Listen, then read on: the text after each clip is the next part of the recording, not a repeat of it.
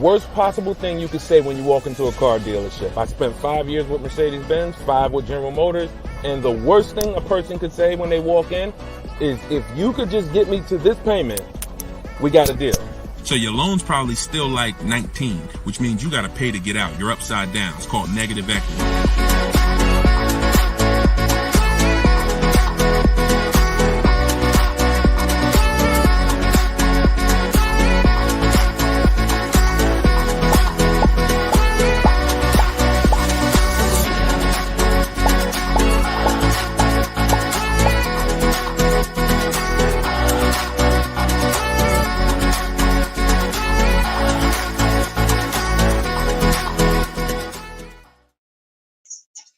Welcome. Let me mute this because I got the audio going on my phone. We're on Instagram Live. This is our May 7th, Tuesday, May 7th, Car Questions and Answers live stream. I am your host, Deshone the Auto Advisor. You may see these broadcasts throughout the week on TikTok, on YouTube, Instagram, and Facebook. But whenever you don't see the banner above me, that means you're watching one of our live shows, so you guys can start typing your questions. If you don't know me, my name is Deshone the Auto Advisor. Let's get the quick housekeeping out of the way before we start bringing in questions. I've been in the auto industry since 2006. I left in 2020 after the pandemic. Since then, we've been focused on car shopping education, teaching you how to get the low market prices on your leases, your new cars, and your used cars by bidding and looking at multiple offers, making dealers and banks bid for your business versus how you've traditionally shopped. So that is what we do. I'm also the author of the pretty much 5-star rated digital book. It's called Cars from Home, and we're currently rated 4.94, goodreads.com. Just want to get the housekeeping out the way for those of you who don't know me. For some of you who've been on the show before on the stream, welcome back. But for those of you who don't know me, this is my new digital book. It's called Cars from Home. You can get your copy for 75% off the normal price by going to my Instagram bio, the TikTok bio, or if you're on Facebook or Instagram, you can actually scan this QR code, Facebook or YouTube. You can scan the QR code, or you can go to deshonebook.com. We have a link in the comments for you. Lastly, I am the host of the masterclass, Everything You're Doing Wrong, Buying, Selling, and Leasing Cars. Some of you have asked, I share a lot of people who are using these strategies throughout the broadcast. Some of them are people who have my book. Some of them are people who attended my free masterclass, and some of them are in my car shopping school, Maps Academy. So either way, you guys can get anything you need from me in the bios or in the comment section. So let's get started, Dolan. You can bring in the first question. This is May 7th. So if you're just getting on, we are live on all 4 platforms, May 7th, 12 p.m. Eastern time. And you can share this with your friends. Tyler from TikTok, how are you? How does gap insurance work on a lease? Great question. Gap insurance covers the amount that you owe if, God forbid, the vehicle is totaled or stolen and they don't find it. So let's just say the car is only worth $40,000, but the actual cash value if the vehicle gets totaled is, $35,000. So if the insurance company is only going to pay out $35,000, the gap insurance would kick in and cover the remaining gap. So now most leases include gap insurance, but you never want to assume that the lease includes gap insurance. Whenever you are getting your offers from dealers, when you're getting your offers, you always want to make sure that you ask for them to include gap insurance. But yeah, that's the way it works. You want to make sure 99% of leases have gap, but you don't want to make that assumption. Always ask when you're getting your quotes that the gap insurance be included. All right, great question. Go ahead, Dolan. Next one. All right, keep sending your questions, y'all. I see you on Instagram. Those of you who are on Instagram, you click that thing that looks like a paper plane, and you can actually see that you can easily invite a couple of your closest friends to the broadcast just so they know about this information when they need it. Because 1 in 5 people are shopping for a car at any given time. So 5 people in a group, 1 of them is going to be shopping for a car, and we want to make sure you guys have the knowledge you need. Go ahead, Dolan. Guys, make sure you are typing your questions all in one question. Try to get it all in one question. What's up, Instagram? This one says new car parts are hard to replace. The dealership wants old cars back. Anybody who's in the business of buying cars wants cars. So it's not just the dealerships, it's the online buyers, CarMax, Driveway, Carvana. They want cars. Local people who buy and sell cars, they want cars. Wholesalers who buy cars to sell to dealerships, they want cars. If you get what I'm saying, you understand why you need to be making people compete. See, we take one buyer. That's what you've been taught to do. You've been taught to take one buyer, one person who wants your business, and give them the opportunity to negotiate. What we teach is for you to actually go to multiple people who want that business and make them compete. And that's how we make sure we get below market prices, because we in order to get below market prices, you must see enough offers to know the market. I'm gonna say that again. In order to get below market prices, you have to know you've seen enough offers to where you know the market. Could y'all keep running up the likes on TikTok? Every time we say something that you like, if you could just tap the screen, it runs the likes up and it gets a lot of people's attention on TikTok. Let them know they need to be here. Okay, so that's what you want. Everyone wants cars back. So you want to make sure no matter where the market's going, electric cars, old cars, new cars, luxury cars, just make sure you are getting at least 5 to 6 offers every time you want to replace a car. We don't trade in cars because you are not going to get the money you could get trading cars. Now, I'm not talking to you about doing private sales either, where you list the car and then you go and you got to, have people come to your house in Facebook Marketplace. I'm talking about the people who pay cash money, inspect the car in an hour, hour and a half, and cut you a check. Those are the people we need to get 5 or 6 bids from, and that's what we teach. Those companies are very easy to find and very easy to work with. Okay, who's traded a car before? If you've ever traded a car before, type the letter T. All right, stay by your phone, y'all. This is live. This is May 7th. This is our 12 p.m. class, so stay by your phone. I want you to make sure we don't just talk here, we dialogue. All right, in order for you to get the most out of the show and for me to continue to do them, you want to make sure you as close to your keyboard so I know you're actually getting value out of the class, out of the stream, because you're communicating, engaging versus just listening. All right, I'll see you, Bell, on YouTube. Anybody who's traded a car before, type the letter T. If you've traded a car, this is important for you to know. It's almost impossible. I see you, Thomas, on Facebook. It's almost impossible, ML Headley, to get the most money for anything, not just a car, for any item on trade. So we don't trade. We don't trade. You're not going to get the most money, and you're not going to know that you got the best offer. You need to get 5 to 6 of these online offers, and that is how you replace your leases. And in the same way, look, you've left money on the table. Some of you know, I got to tell you the bad news first. Anybody who's traded a car since the internet and online car buyers have been invented, you've left money on the table. So I want you to stop. I'm suggesting you stop doing that right now if you really want to make $1,000, $2,000, $3,000 more every time you replace your cars. Okay? Go ahead, Dolan. Shoot the next one in. Jock from TikTok. How can I get rid of negative equity with a lease? First of all, let's talk about why do you have negative equity.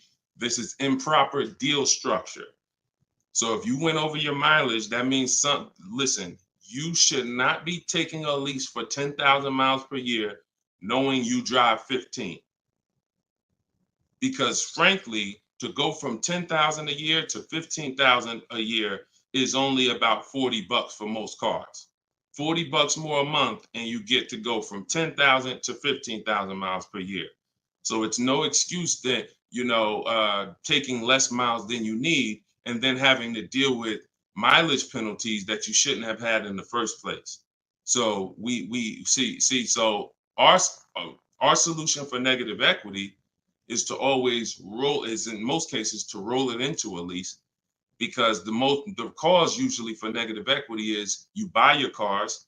Somebody told you don't lease, you listen to them, but you don't keep your cars long enough to outlive the depreciation.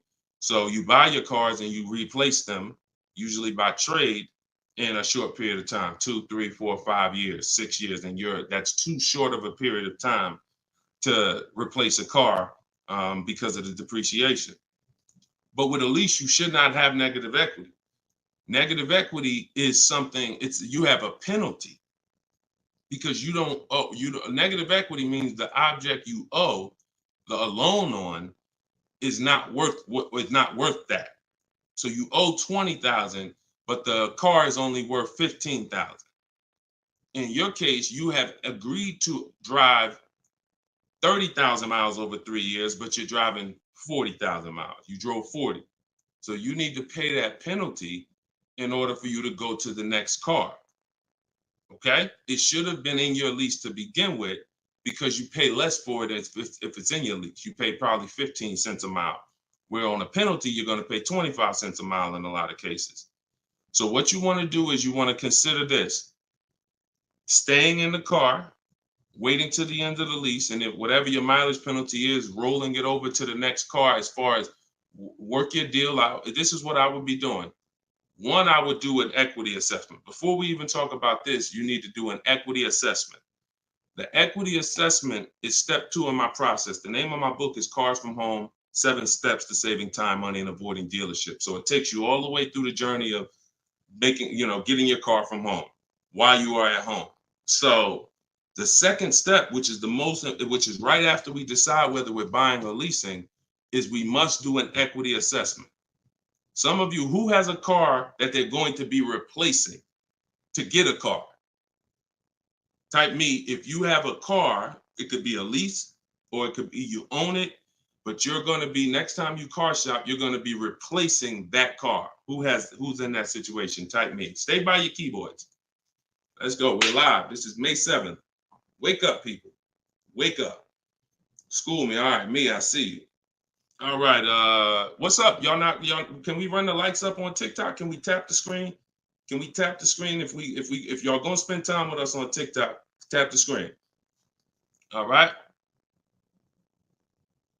Okay. Let's go. Let's go. Come on. Don't play TikTok. I'll close the broadcast. All right. Y'all not paying me nothing. Okay. So I'm asking you for a tap of the screen if you want to stay on with us. All right. We could definitely go TikTok. We could go Facebook, YouTube, Instagram if y'all acting funny today. We got no problem. All right, I appreciate it. I see y'all now. I see the lights running up. All right, so if you have a car you're going to be replacing, then everybody who just said me, then the first thing, once you decide whether you're buying or leasing, is you need to do an equity assessment. So you're going to call your bank. If you don't have a bank, the car's paid for, then you can skip this step, but you're going to call your bank. You're going to find out what your payoff is. Once you find out what your payoff is, you're going to now, if you have a lease, you're going to ask them, do you have a third-party restriction? Now, once you make a note of those things, that's 4 different paths. See, I just talked to 4 different people. It's very important that y'all understand that I don't teach one size fits all car buying advice. So you got to listen closely to see, oh, is he talking to me? Oh, that's what group I fall in. So I just said, some of you are going to replace a car. You have no money you owe on it. You don't need to call your bank. Everyone else, lease or purchase or finance, you need to call the bank, and then you're going to ask for your payoff. Once you have a lease, you're going to do this next step. So some of you who don't have a lease, you don't have to do this step. Then you're going to ask, do I have a third-party restriction? And you're going to make a note of that. And you're going to put yourself into one of those 4 categories. Okay, this is broken down. This is step 2 in my book. So once you get that information, you're going to go online to CarMax, Driveway, Carvana, Kelly's Blue Book, Instant Cash Offer. Please do not come talking about what Blue Book says. Algorithms in this market mean nothing. The only thing that matters is cash offers. So you're going to go to these people to get your cash offers: CarMax, Driveway, Carvana, Kelly's Blue Book, Instant Cash Offer, Car Guru, Sell My Car, and Auto Nation, Sell My Car. That's 6 offers. And once you have those offers, you will know where your equity position is. You will know if you have equity in your vehicle. You will know if you have no equity in your vehicle. If you are leasing, then there is no such thing as negative equity. Because let's say your payoff is $20,000 and your highest offer is $18,000. You don't have negative equity, you don't owe that. That just means when you go to drop off your vehicle, you can't sell it and make money. That's what that means. Now, if you have a mileage penalty like this gentleman may have, that's different. But that's separate from the equity assessment process. You need to know, what is the asset that I'm driving? What is the asset, the car that I have in my possession, worth on the market? And what do I owe on it? And is there equity there? So that is the step you do before you think about shopping and getting offers, because we break our transactions down into 3 categories. Who we buy our car from, we're getting bids. Who we get our loan from, we're getting bids. And who we sell our car to, we're getting bids. So this is very important in our process of how we get below market deals from home. Okay, so do that step, Jock, and that's what and you go from there. Everything I'm talking about is in my new digital book, Cars from Home: 7 Steps to Saving Time, Money, and Avoiding Dealers. Shoot the next question in, Dolan. Everyone who wants your copy, you can get it for 30 minutes at 75% off. It's normally $97. So everyone who's gotten this book, and we've gotten close to probably 6,000 people at this point, the book is $97. But when you go to my bio now, or my Instagram or TikTok bio, you can get your copy for 75% off, which would be $24, but it's only for 30 minutes. If you're on Facebook or YouTube, just check the comments and go to deshonsbook.com. You got 30 minutes to get your 75% off. Okay, Tyler from TikTok, rolled over $14,500 from a trade into a 36-month lease. Payment only $54 a month. Is this a good strategy? Payments only $54 a month? What do you mean by that, Tyler? $54 a month. How could the payments be $54 a month? You need to know how much you're rolling over into the new deal, because let's say, for example, you have $14,000 of negative equity. Just that alone is $400 a month. Just the negative equity. So I'm trying to find out what you mean when you say rolled over 14.5 from a trip. Oh, wait a minute. I think I know what you're saying. You are essentially prepaying your whole lease. What he's saying is he's taken all of the car that he is trading, which I just told you how much I'm not a fan of that. But he's now essentially doing a one-pay lease, or you're doing a huge down payment. So this is very important. You could be about to really lose your shirt right here. This could be extremely bad for you. You need to make sure you check what I'm about to say to you. If all of that money is being treated as a cap cost reduction, which is essentially a down payment on a lease, let's just say your payment would normally be, matter of fact, let's do this math real quick. And this is why having a consultant and having an advisor and getting education saves you thousands of dollars. Now, $14,500, you are talking about, if you put that into a payment form, your payment would be $400 a month higher, plus the interest on that, plus the taxes, plus the interest on that. So let's call it $430 plus this $54,000 this $54 a month. So let's say your payment would have been, without you trading, would have been like $485 a month. So if they're treating all of that as down payment, then here's what's happening. You're just prepaying the lease. So you have no protection. If that vehicle gets totaled, you are out $13,000. You won't be, anything you put into that vehicle, you're out. That money's gone if the vehicle's stolen or totaled. So what it makes more sense to do is to see if there's multiple security deposits that you could put. You need to get your offers, though, with no money out of pocket, because you can't look at one-pay leases and you can't look at multiple security deposits if you don't know what the original deal was without them. So if my payment is $500 a month, and then if I put multiple security deposits down, it lowers it to $450 a month, then that could be a good offer. If it lowers it $20 a month and I got to give them $6,000 to hold, then it doesn't make financial sense. That's not a good return on you holding $6,000. But I'm always comparing it. This is something we teach called advanced leasing strategies. This is not for everybody. So but you need to determine when you're doing a one-pay lease, all you're doing is giving them all of this money up front so they can lower the actual interest on the lease and see what the payment comes out to with the lower interest. So you have to get offers without down payments. This is why I'm saying when we shop, we never shop with down payments, whether we're buying cars or leasing them.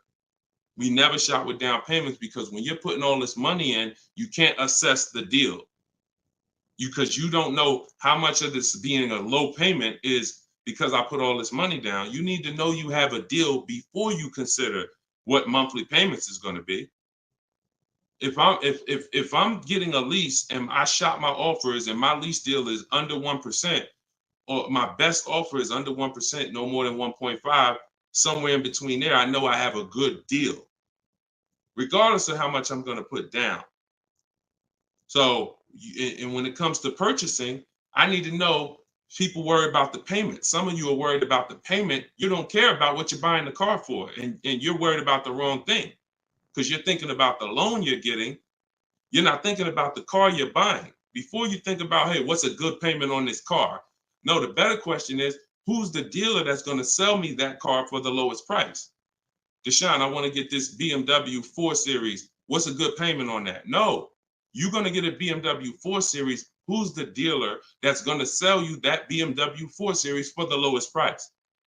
If 20 dealers, if say 10 dealers have that car, $60,000 car, some dealers are going to sell it for 65, some are going to sell it for 60, some are going to sell it for 57. You need to get these offers before you worry about what the payment's going to be. And that's a whole different philosophy. This is what I teach. So I'm never going to be in the business of not teaching you to understand the numbers because we make it simple. Whether you're using my book, whether you're paying attention on these live streams, when you are shopping multiple offers, you eliminate this. You cannot be a payment shopper because you'll just be throwing money at deals and thinking you got a deal, but you didn't get a deal. You just threw so much money at it that it lowered your payment to something that you felt good about. Doesn't mean you didn't overpay for the car. All right. Very, very important, y'all. This is $3,000 to $5,000 to $7,000 to $10,000 mistakes. These aren't $100 mistakes. Listen, look, people right now are so distracted. They are asleep. They are asleep. The only way people could continue to make money is people stay asleep. It's not so when I tell you the conversation, you are taught to, when you're buying a house, get help. Make sure you have a plan. Work with the best people. Get a home inspection, even if you're not going to buy the house, right? Don't you get a home inspection even if you're not going to buy the house? Don't you risk $400, $600, $800, even if you're not going to buy the house? Why? Because you want to protect yourself from making a $20,000 to $50,000 mistake. But with cars, this is the only thing that you think, oh, I could just do this on my own. Knowing that every time you buy a car, you have a little buyer's remorse. You hope you hope you didn't overpay. You hope you didn't. So lock in. The only way you are going to win and be like these people that I show on the show all the time, like you see just a ton of people that's paying ridiculous prices, below market prices. And I got more to show y'all. Like my next show, I got like 3-4 million people that hit me with their deals they got in the last 2 weeks that I haven't even pulled in yet. Like you're not going to get these prices until you take car buying as serious as you take buying a small house. Once you start doing that, then you'll start saving 5 and 10 and 15 grand on some of these cars. Until then, you're going to keep just moving the way they want you to move. Go ahead, Dolan.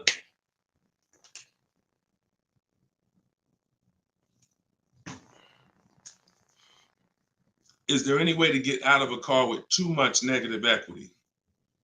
No. Negative equity is what I call a bad credit for people with good credit. You could have an 800 score. If you have too much negative equity, you're not going anywhere. So the first thing to know is what's the cause. See, we could sit here and we can cure the problem, but until we know the cause, you're just going to go and you're going to repeat the problem. The cause is you're not leasing, but you're not keeping your cars 8 years. So what you're doing is you're losing on depreciation. Your car's value is going like this. You buy your cars, it goes down 15%, 20% the first year, 15%, 12%, 12% is losing thousands of dollars in value for the first 5 years. And then that's when you go to trade it, or that's when you go to replace it. So you don't keep the car long enough for it to start losing a little bit of value because somebody taught you could just switch cars anytime you want. Buy them and switch them, buy them and switch them. This is a depreciating asset, and you're going to lose every time doing that compared to someone who's getting great lease deals. So if you're not, our rule of thumb is if you're not buying your car to keep it at least 8 years, you should be shopping for great lease deals, not purchases. So you need to know the cause. Now, once a lot of you figure that out, that that's true, and you learn that all of this bad structure has cost you, you're going to lease. You're going to say, Deshone, I'm not keeping my car 8 years. I'm leasing my next car. If you don't have too much negative equity, then what you should be doing is trying to cover the difference. So you're going to do that equity assessment process that I laid out about 10, 15 minutes ago. You're going to do that equity assessment process. If you only have a $1,500 to $2,000, $3,000 difference between your best offer and your highest offer, I mean, let's say you owe 20 grand, but somebody's going to offer you 18, then I would pay off the difference all day long because I'm still winning with a bidding system on there. See, when you get bids, even when you have negative equity, that's still you're still getting the most money for the car you can get, which means your negative equity amount is going to be the lowest it can be. So you always want to explore if I could pay the difference between my highest online offer and my negative equity, that's the best. Because once you can't do that, now you eliminate the ability to be able to participate in a bid because you have to trade. This is the only time where we have to trade because you need somebody to finance that negative equity because you can't pay the difference. You don't have the cash to pay off the negative equity.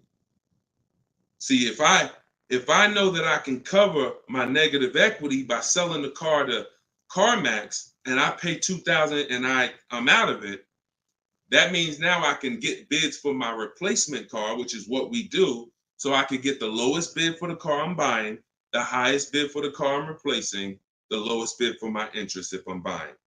Once I have to trade because I have too much negative equity, I can't do that. I can only get the bid for the car I'm buying, and then I have to ask that dealer to roll my negative equity into the car that I'm buying. And the problem with that is that dealer is not going to win a bid. So even though CarMax may have been offering you 18, that dealer may only be able to offer you 16. So what would have been $2,000 of negative equity is now $4,000 of negative equity. That's why paying the difference is always best if you want to maximize the deal and get below market deals. That's it. But if you have too much negative equity, you can't do that. Now, it's very important that you understand something regarding the car you're replacing your negative equity with, the next car you're going to buy. You can see Sean uses our bidding strategy. He's in our private group. For all of you who want to know about my private groups and you have to attend, there's people who ask me, who are these people? You must attend my masterclass in order to be eligible to be in our educational course. So this is but what it is my book in video form with coaching. So the 7 steps are the same. Those of you who are using the book to get to your goal, use the book. It's just different ways of learning. So anyway, you can see Sean here he got his bids and he found a car that had a $15,000 rebate. He didn't know that, a $15,500 rebate.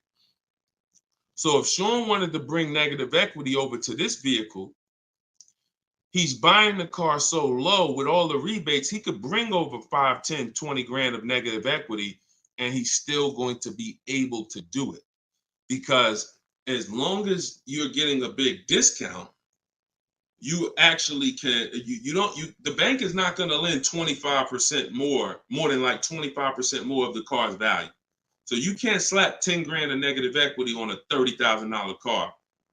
And the bank is going to look and say, why would we lend $40,000 on a car that's worth 30? There's something called loan to value ratios.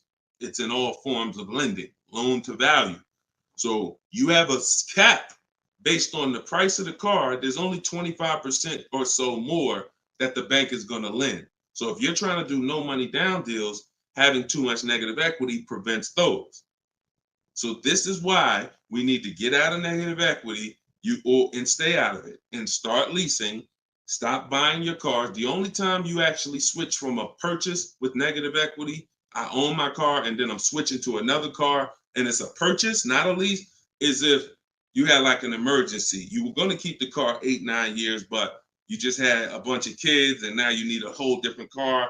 It's a life, but if you're not keeping the next car 8+ years, you shouldn't be buying again. You're going to be back in negative equity every time. Okay? All right. Go ahead, Dolan. You can shoot the next question. TikTok, I see y'all. We are live. This is May 7th. This is our 12 p.m. Eastern time show. If y'all can, every couple minutes, if you could tap the screen, if you're enjoying the show, if you're enjoying the stream, keep running the likes up on TikTok. Appreciate y'all. All right. Instagram. My lease on a CX5 is coming up. CarMax value is showing 21,000. My buyout is like 18. Should I buy it and keep it? No. Why would you go from a lease with a great, and look, I'm going to talk different on every show because I know some of you are new. Okay? Who's new here? If this is your first time ever on a live broadcast, on a live stream with us, just type the number 1 and then we'll answer the brother's question here. Who's new? All right, I see you, Khaleesi, on TikTok. I see you. If this is your first time on a stream, you've never been on Car Shopping Questions and Answers with us, type new. Okay, I see you, Matt, on Facebook. I see you, Vince, on Facebook. Melanie on YouTube. DJC Square, I see you. Okay, I see you, John, on YouTube. Okay. All right, TikTok quiet today, boy. I never saw TikTok this quiet. They ain't hitting no likes or nothing. That's all right. God bless them. God bless them. All right, so Instagram. Let's talk about this. Let's talk about this equity position you're in. Right now, you could sell that lease and make $4,000. Why would you want to go from a lease, which is a not keeping my car 8 years? I want full warranty. I want low payments. I want to drive a lot of car for a low amount of money. Now I can shop for this new deal, get a great deal on the CX5. Just so you know, understand something. CX, look, let me show you something. This was Tiffany rode in, and Tiffany got a Mazda CX50 a couple weeks ago, not too long ago. Look at this. So let me show you just kind of what this could look like in a great world. So you understand, she got a 2024 Mazda CX90. She literally paid 44. The sticker price on it was 44,000. She used our system. She actually wrote.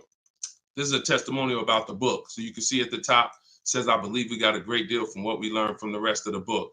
So look at this. She got bids, $44,800 vehicle. She ended up getting a $6,530 discount. That was her best offer. And then, so her lease payment on this would be incredibly low if there's a good lease program. But you're not going to save this kind of money negotiating. You want to sit at home, get bids, contact at least. We don't make a decision until we get 5 to 7 offers. We will not make a decision on a car until we get 5 to 7 offers, because 80% of dealers are overpriced. So you say you can get you might be able to get a lease price on this car for, $400 a month, no money down, for, $450 a month. Something, it might be lower. I don't know what the below market deal on your replacement Mazda is going to be. And then you could actually put that 21.4 in your pocket. So you could say, hey, the difference. So you would sell the car to CarMax for, and you would make $3,400. Just so you know, my mother sold her Mazda 2 years ago when the prices were real high, and she made $10,200. So why would I go from being able to do a deal like that, getting a new car, low payment, no money out of my pocket, put $3,400 from my old lease into my bank account? Why would I want to go from doing that to buying a used car, which is buying a 3-year-old Mazda, which is what you're suggesting when you say, should I buy it and keep it? What about that deal makes it better? If you figure this, Your buyout's 18. What's the payment on $18,000 plus taxes? 20 grand, 21 grand. What's the payment? 400 a month for 5 years. So why would I go and buy a 3-year-old used Mazda for 400 a month when I could go and I could lease a brand new Mazda for 400 a month and then turn around and again, if you're not buying this car to keep another 8 years, it makes no sense to buy a used car right now. It makes zero financial sense. Not only that, you're gonna spend the same amount of money over the years that you could have drove brand new leases for. There's no benefit. There's no benefit. This is what it is. We've seen this thousands of times over the years, hundreds at least. You know, I know it's happening thousands of times. People are buying their leases every day. They're not realizing they're just buying a used car. That's all you're doing. So I go from leasing to buying a used car, which means something in me has to change. Those of you who are buying used cars, you should be buying them to keep 8, 9, 10, 12 years. Not 4 years, 5 years, 6 years. You're driving old cars for the same prices you could be driving brand new leases for. Same prices. So why would I drive a bunch of older cars, 5, 6, 7-year-old cars? By the time I pay it off, it's 10 years old, 11. Why would I do that if I could be driving brand new cars for the same prices? So it's important for you to understand. That's why this is the first step in my process is we got to know, should we buy or lease? And the only people who should be buying are 8+ year people. The goal is to keep the car 8 or more years. Then we're going to buy it. Yep. I'm here. I see you. You know, I always butcher your name, but let me just call you EP. EP, I see you. Go ahead, Dolan, shoot the next one up. We got a couple more minutes. We're on here for a couple more minutes. How do you negotiate a purchase online? Looking at a car 3 hours away and I'm not able to go in person.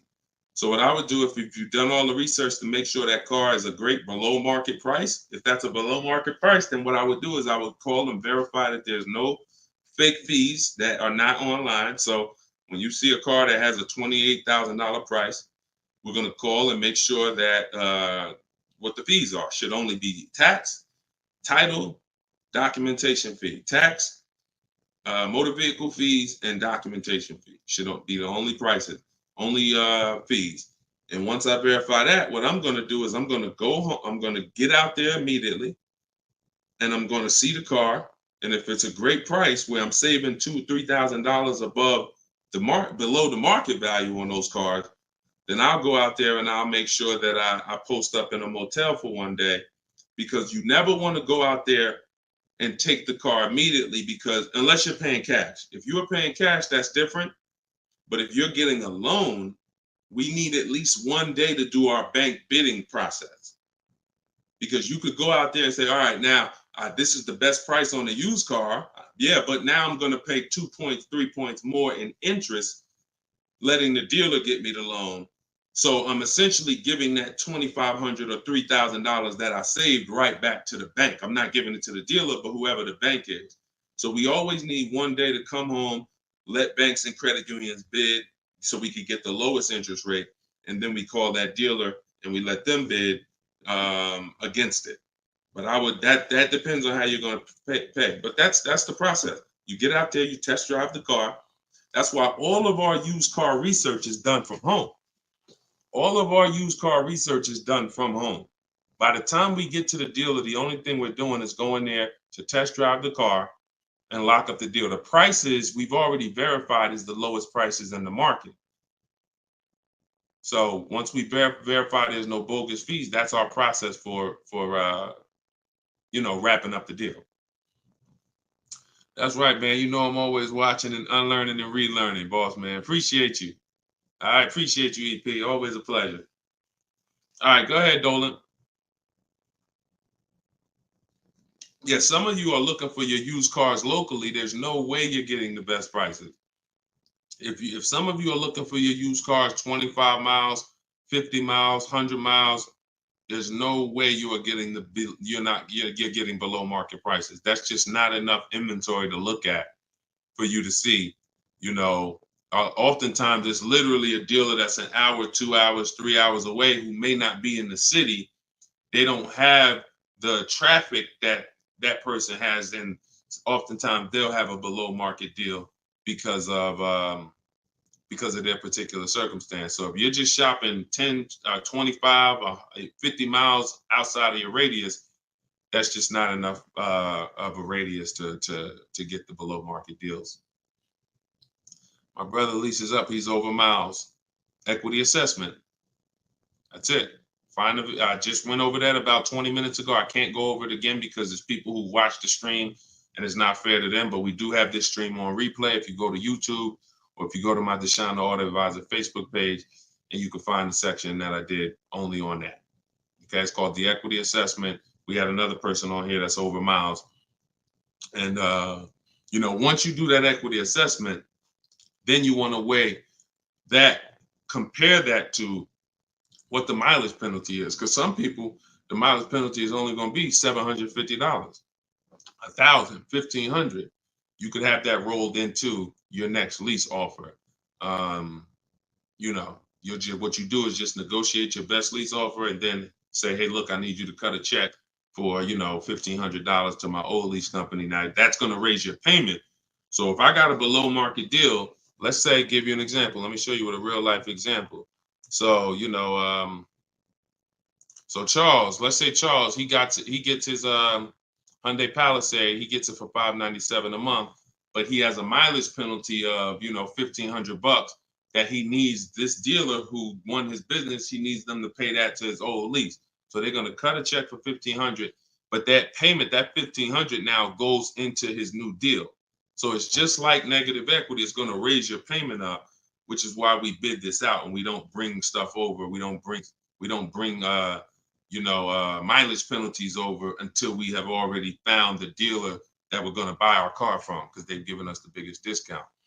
But yeah, that's what you would do. And whatever the mileage penalty is, you're adding it to your next lease. So you're paying it either way is the point. You're not getting out of a mileage penalty. It's just all about and the only way you can get out of it is if you sell the car. So that is how you get out of it. Because when I sold my Jeep Grand Cherokee lease, I was over miles by probably, I think I had 42,000 miles on it, and I contracted for like 39.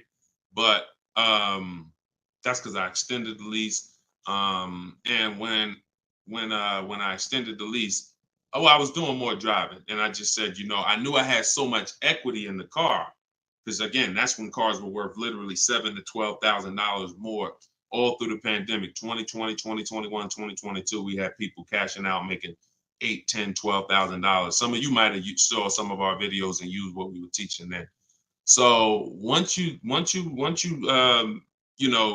that, that's the only way you get out of a mileage penalty is you sell the vehicle, and then it's all whole. But if you're not doing that, that mileage penalty is going to be paid. It's just what I just told you is a way to get the deal done without having to pay the mileage penalty out of your pocket. You're rolling it into your next deal. All right, go ahead, Dolan. All right, y'all, this is our Tuesday 12 p.m. stream. We're on here for a few more minutes. Keep your questions coming. Try to get to as many as we can. Everything I'm teaching y'all, if you guys do not want to remember this, if you're like, Deshone, I want something where I can see step-by-step your plan, you want to go to deshonesbook.com. We got the banner on the screen. If you're watching us on TV, you can scan the QR code with your phone, and you can get my new book. It's a digital book called Cars from Home, 7 Steps to Saving Time, Money, and Avoiding Dealerships for 75% off. So you'll get it for $24. You won't pay the normal $97, but it's only for 30 minutes, okay? After 30 minutes, it's normal price. You guys that are on TikTok, you can get yours in my TikTok bio. There's a website there, as well as in Instagram, my Instagram bio. All right, get your 75% off if you don't want to get it, if you don't want to remember any of this. All right, so Guitar Jams, YouTube, what's the best price to negotiate over sticker price?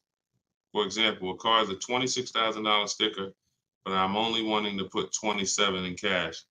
Is $1,000 difference enough to avoid all BS fees? See, that's a problem. See, let me show you how you're actually hurting yourself by doing this. You're not getting bids. You're not getting multiple offers.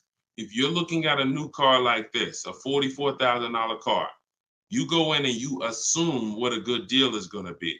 We never assume what a good deal is going to be. We have to reveal what a good deal is by getting multiple offers from home. So we sit at home. In my way, we use the computer and we're going online and we're going to dealers' websites. I have scripts in my book. So all you're doing is copying, pasting my scripts to use this. Now, if you're doing it your way, you just want to make sure your goal, you could do it by phone. I don't care how you do it, but your goal is to get 5 offers. Because until you get 5 offers on these new cars and on these leases, you're not going to ever know what the best deal really is. Because 80% of dealers are overpriced. So when you look at something like this, if you said, okay, $44,820 car, like the one I got on the screen. If you went in there saying, well, I only want to pay $46,000 all in. Look at what she paid. She paid net $40,300. Look, this was her base price. She got $38,289. Her net price was $40,300. So if you would have went in here on this car saying, well, it's 44, look, I'll give you 46,000 all in. You would literally have overpaid more than Tiffany by $6,000. Let that sink in. You can't go in feeling for the bottom, brother. You will certainly get somebody will take a vacation on you. Their commission they're gonna make, well, that's probably an $8,000 profit deal to the dealer, $6,000 profit to $8,000 profit, and somebody's getting a $1,500 commission on you because you just went in. Oh, let me guess what I think a good price is going to be. Not knowing if there's any rebates on the car, not knowing anything about it. I'm just going to guess. Look, what if Sean would have went in? Look, what if Sean would have went in talking about, this truck is $73,000. I'm gonna offer them $73,000, but they gotta include all the tax, all the fees. I'll give you the asking price, but you gotta include all the tax and fees in. Look, he ended up getting with bids $57,000. He would have overpaid by $20,000, $15,000. And I'm sorry to tell you that some of you are doing it every day. You've done it on all your cars. You've overpaid, not using these strategies. And I want you to stop. You're free to do what you want to do. You want to stay in the old way. But the people that you see that are getting these deals, these people that are posting, listen, when you get a great deal, you post the deal. See, when you get a car, pay attention, yo.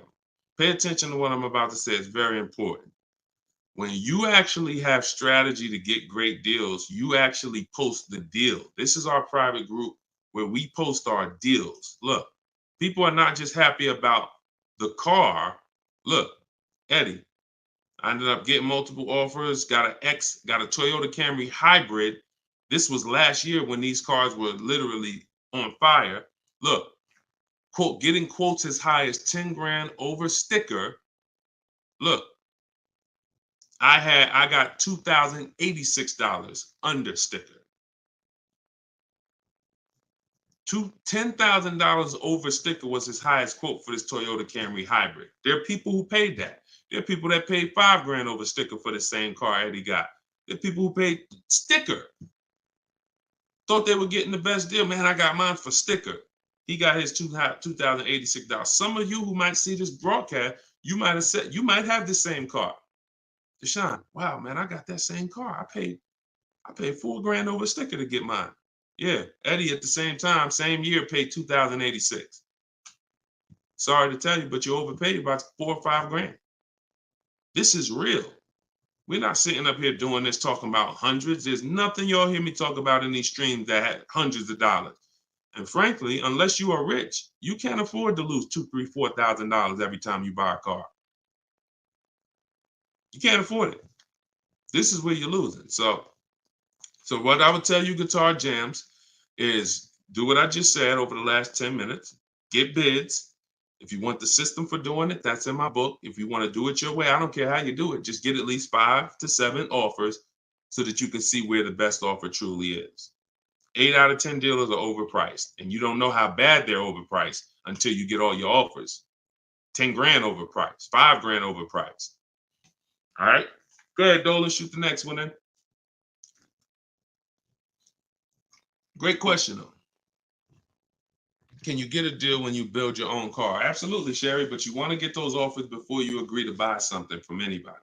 So if I'm ordering a car, I'm getting 5 offers, 10 offers. I'm getting 5 to 7 offers, not 10 offers. See, in my book, I have a process called the 25 to 5, where we connect with 25 dealers online in 20 minutes. And our goal is to get 5 to 7 offers in 48 hours. So once that happens, we don't order a car until we verify the car doesn't exist in the market. See, because when you walk into a dealership or call 2 dealerships and they say, oh, we don't have that car, but we could order it for you. Now, what are you doing? You only talk to 2 dealers. What about in the 25 dealers that we talk to? What if 7 of them or 10 of them have that car? So you just talked to 2. Now they got you ordering a car. We don't order until we talk to these 25 dealers online and they tell us, hey, nobody has it, or it's only 2 out there, then we might order. But that car could be sitting right around the corner from you, or 30 minutes away from you. People could have 5 of them. An hour away from you, people got 3 more of them. But because you're just local, you think, oh, I need to order this.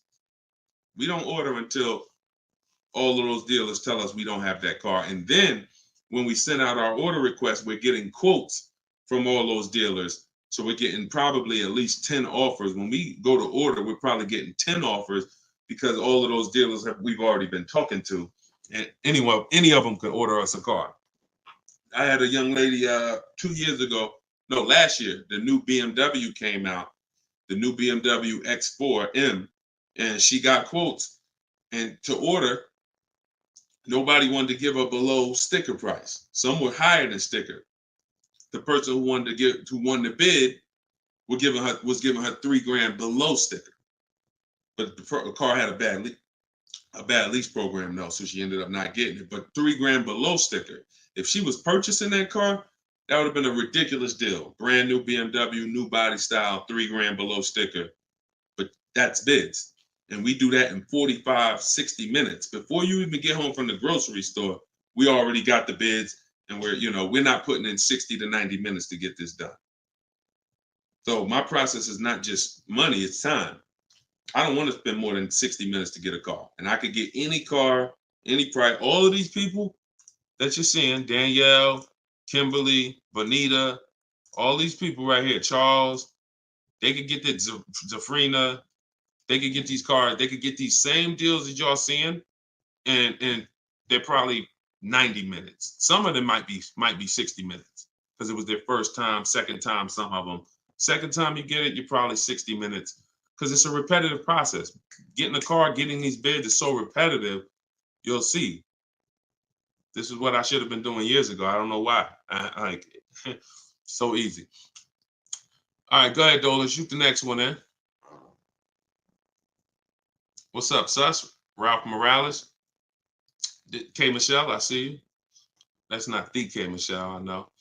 What's up, John? I see you. Steps if the lease has a third-party restriction. So if the lease has a third-party restriction, we're going to get bids from whatever dealerships make the car. So if there's a Nissan and I have equity, if I have $2,000 or $3,000 or $4,000 in equity, then what I'm going to do is I'm going to call and I'm going to get bids from the local dealers, because a third-party restriction means that it doesn't mean you can't sell the car.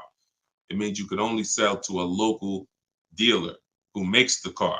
So we still get bids. We get 3 to 5 offers from used car managers. And whoever makes us the best offer gets the car. And then they'll cut us the check for any equity that's in the car. But we always need to get the offers online, because that's going to tell us if we should even be pursuing. If we don't have any equity, or it's at a break even online, there's no reason for us we don't have any equity in the car. We're just going to return the lease.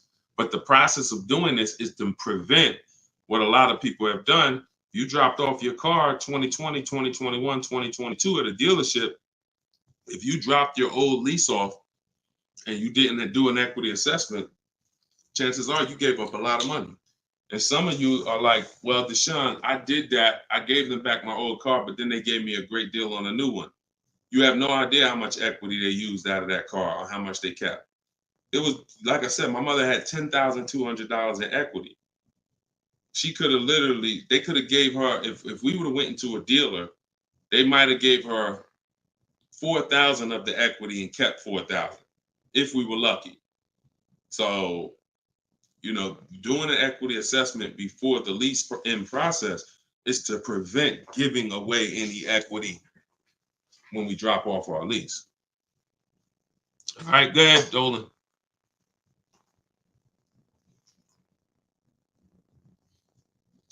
This is our Tuesday, May 7th live show, 12 p.m. If you don't see the banner above me, that means we're live. So you can type your question. Dolan will bring them in. We got another couple minutes.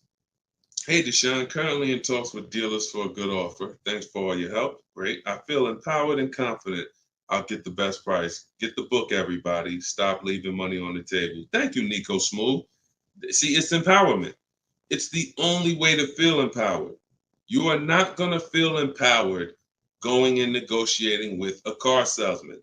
Anytime you're working with us, it's already set up for you to leave not able to guarantee you got the best deal. Nico Smooth, he's going to guarantee it. I don't know if that's a woman or man, but they're going to guarantee it because they're getting offers. They're getting offers. If you went in, if you had to buy a 100-inch TV and you just went out right now in the first store you found that had one, you just paid it. Or you looked and said, man, I think that's a good price. 100-inch, man, that's only, $900. I feel like that's a great price. Meanwhile, you didn't look on Amazon. Amazon had a better brand for, $200, $300 less. Or Amazon had the same brand, or Walmart had a better brand for $300 less, or Best Buy. These are the same principles. It's impossible for you to go into a car dealership and get a good deal and you don't know the market. The market you only know through getting offers. Once you get the offers, you see what the best market prices are and you pick the lowest one. That's how you get the below market offer. So I'm glad, Nico. Enjoy, and definitely send us your success story. Just like Tiffany did, email me your success story when you get that offer and you close that deal out. Way to go. Go ahead, Dolan. What's up, Todd Billions? Do you need to check dealers in other states? I live in Florida. Depends. We will go with, all right, so some people will do my strategy is called the 25 to 5. We're connecting with 25 dealers online. Some people, they do it through offers. If the state is not too big, maybe their 25 dealers is all, if their state is really big, maybe the 25 dealers are all in the state. But some people, they might only have 12 dealers in their state, and so they're going cross state lines, and that's very common. That's very common. If you look at Sean posted in our group, and he said he ended up expanding his search to 150 miles outside his area to find this deal. He said, I'm going to another state to pick this up, which is something I never would have thought of before, or would have before he attended the class. So he attended my master class. All of you who want to attend my free master class, it's called Everything You're Doing Wrong, Buying, Selling, and Leasing Cars. You can go to my TikTok bio, and you can go to my Instagram bio. We have a comment in the comment section for you guys who are on Facebook or YouTube.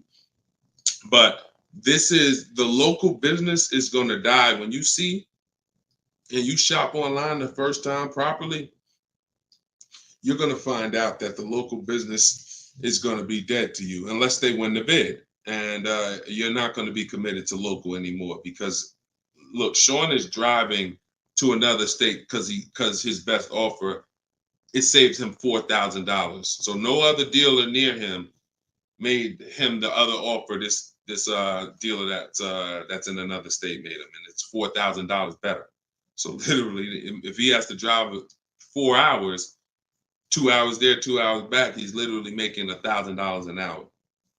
This is the money we talk, big money talk. So yeah, go as far as you need to get 5 to 7 offers and get the below market deals tied. Go ahead, Dolan, shoot the next one up, brother. Great question.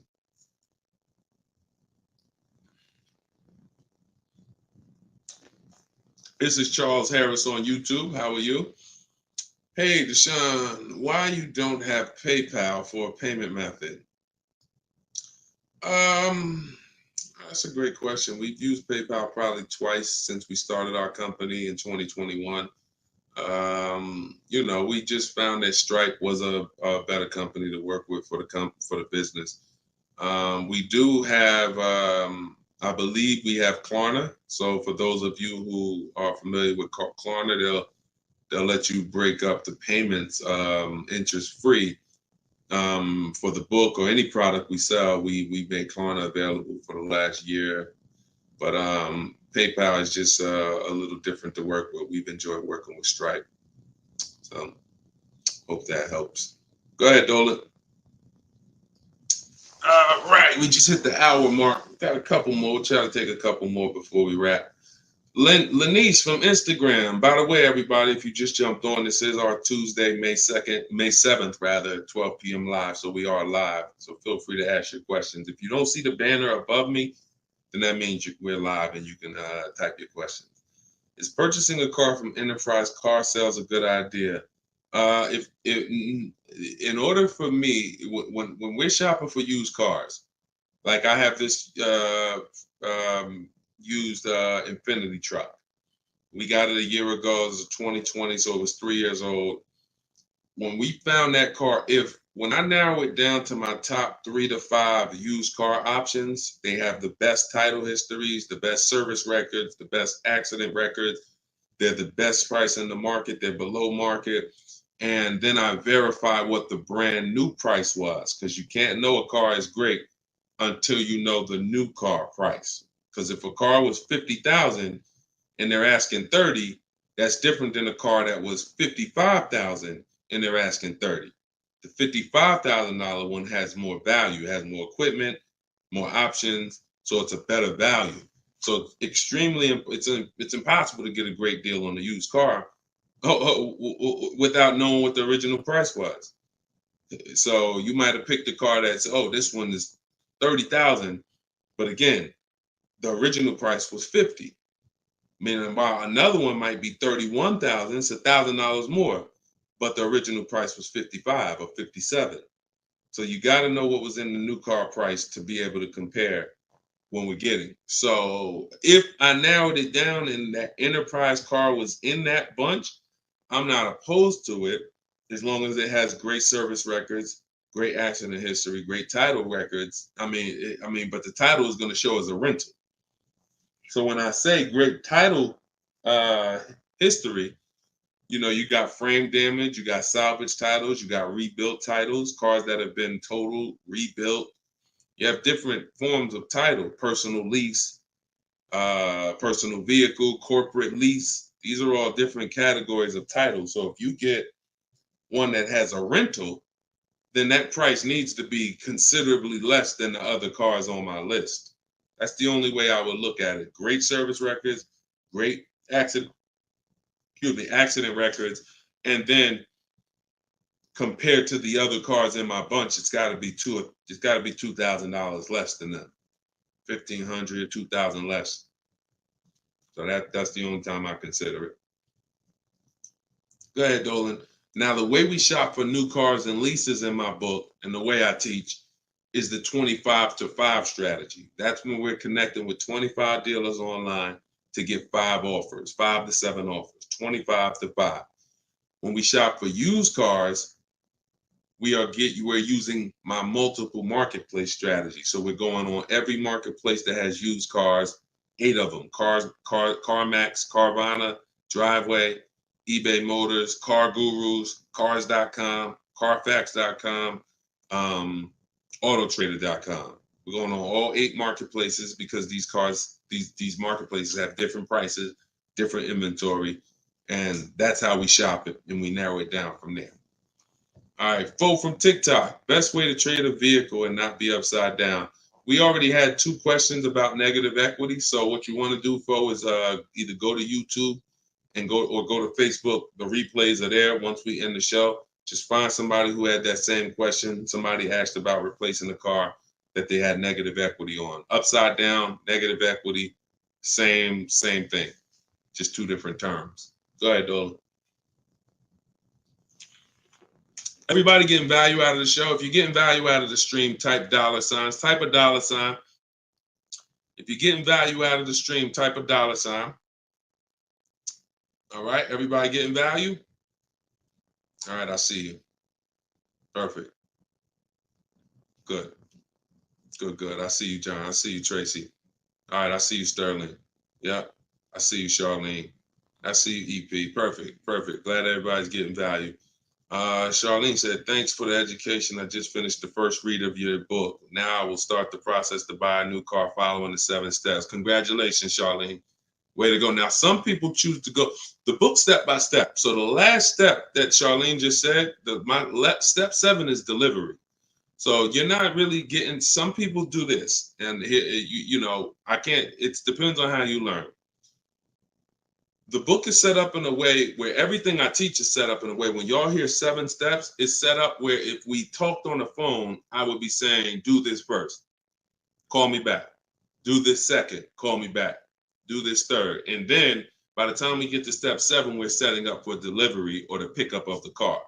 So some people never read the whole book. They just do 1 step at a time and they never see step 7, me congratulating them for delivery until they are at that step. Some people read the book straight through and then come back and do the steps. So whichever way you decide is up to you. The quickest way to your car, the quickest way is to just do 1 step at a time and then not read forward until you get to that step. But everyone learns different, and everybody, that's just if you want the quickest way, you want to get a car in literally 48 hours, don't read the whole book. Read 1 action step at a time, cross it off the list, and get it done. And then you'll have your car in 48, 72 hours. Okay, go ahead, Dolan. TikTok, using your book, all of these lease prices I received are too high, over 1.5%. Next step. Well, as I mentioned, once you get 5 to 7 offers, that means that car has a bad lease program. Not the brand, the car. So that Jaguar has several cars. That particular one, and it could be that trim level, has a bad lease program, in which case I always say with leases, we want to have at least 2 to 3 options, because we cannot control the lease program. So whatever the dealer was, so if you see a 1.5% lease, 1.6, 1.7, 1.8, 1.9, then that 1.6, that dealer's beating everyone else. They're selling you the car less than everyone else. But if they're at 1.6, then that means their lease program is bad. That's why we always get 5 to 7 offers. If they're all over 1.5, that means the lease program is bad. And we do not lease cars with bad leasing programs. We go to our next choice, because you'll see, literally, it's day and night. A $60,000 car could have one lease price of $900, and then you have a $65,000 car like Frena got. $65,000 vehicle, she paying $579 a month. 2024 Jeep Grand Cherokee. Got it a little while back. So this is, lease programs make the difference. What we do is use bids to get the lowest price on the cars. We're gonna always get that. But once we can't control the lease program. So we always have 3 options. With purchasing, we don't need 3 options, because once we get our bids, we're gonna just find a dealer that's gonna be the lowest. Nothing else matters. We don't need to worry about a lease program. Go ahead, Dolan. German Tink from TikTok, I see you. If our credit is not good, I feel like we don't have room to negotiate. True? No, your credit, you do. You see, again, we're mixing the loan with the price of the car we're buying. That's where you're going to overpay. Because if you have a loan, you have bad credit, the only thing that should be affected is the interest you pay on the loan. That should be between you and the bank, the lender, not between you and the dealer. So what your job to do is, if you have bad credit, the lender you get your loan from is going to tax you for it. You're going to pay higher interest than what someone with good credit would pay. But what you should not be doing is overpaying for the car because you didn't get bids. So you can get bids for your car, and then you can use a company that gets deals done, that gets people loans, even with bad credit. And you know, I use Limbuzz. I recommend Limbuzz. I don't use them. I recommend them. So you could either, pay a high interest rate and get a great price on the car, or you could do what most people do: get a bad price on the car and pay a high interest rate because they're going and they're shopping desperately. So in my process, we would get with Limbuzz, get our pre-approval with Limbuzz, and then we would go and we would shop and get bids to make sure we're finding the lowest price on the car. See, once you learn what we're doing and you start doing what I'm telling you, using what we're talking about here, you're going to see the car price is independent from the loan. You've been taught to focus on the loan, which is how much my monthly payment is going to be. Oh, am I going to not be able to negotiate? The car's price we're negotiating has nothing to do with the loan we're going to use to buy it. Okay? So everything that I taught from today, guys, is in my book. It's my new digital book. It's called Cars from Home. You saw it if you were here earlier. We're rated 4.94 on Goodreads.com. Thank you to everyone who's reviewed the book and gave us 5-star reviews. You can get your copy in my TikTok bio for 75% off. That's $24. It'll be in your email in 2-3 minutes, in my Instagram bio. But don't let that timer run out, because then the price does go back up to $97. You can get yours for 30 minutes. And the same thing online here on YouTube, Facebook. We have the banner here. You can scan this QR code with your phone if you're watching us on TV. And this is what we do, y'all. We do these shows throughout the day. You can see on what time we'll be live. So we'll be back for the next one shortly. And make sure when you see us, you hop on and ask your questions, all right? But let's go get these deals. Shout out to everybody who's committed to unlearning and relearning. In order for you to win with what we just talked about, you have to unlearn the way you were taught to car shop. You have to unlearn that and relearn the new way. All right? God bless y'all. Enjoy the rest of your day. See you soon.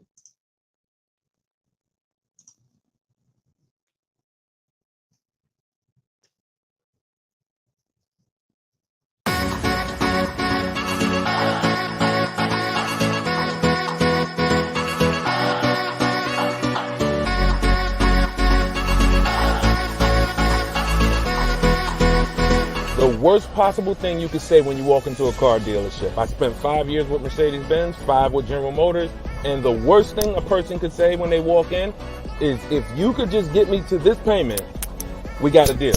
So your loan's probably still like 19, which means you got to pay to get out. You're upside down. It's called negative equity.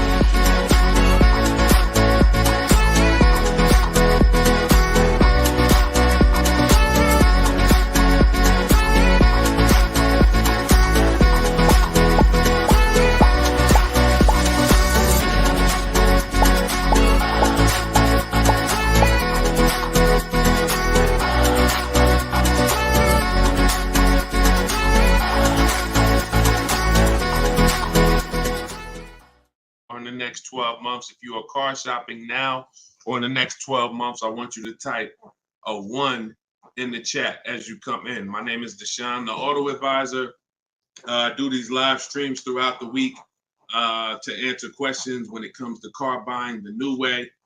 We've been doing this, helping people really since 2021 through education. And so we teach an entirely new way to car shop.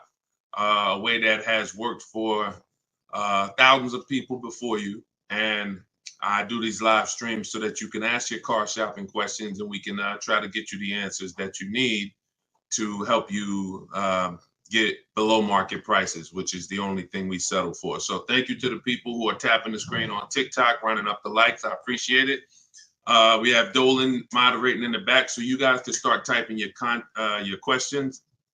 Everything I'll be talking about is out of my new digital book. It's called Cars from Home, 7 Steps to Saving Time, Money, and Avoiding Dealerships. Thank you to all who have reviewed the book on Goodreads, putting the review page up now.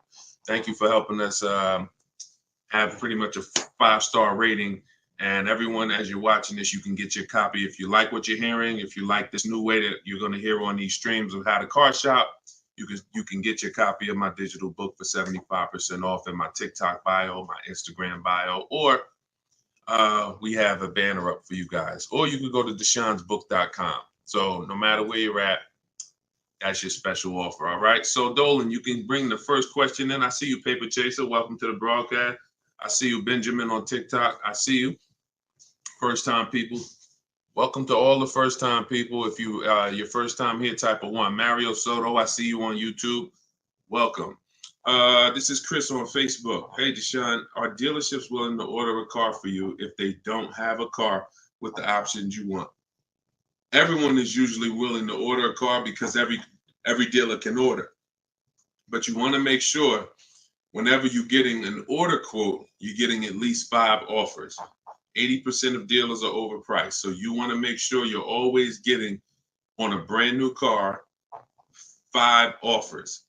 And then you'll see how different they are. I had somebody who, I think we're on episode 17. This is episode 17 of Car Shopping Questions and Answers. So on last episode, I spoke about a young lady who ordered a BMW when it first came out last year, the new body style new body style X4.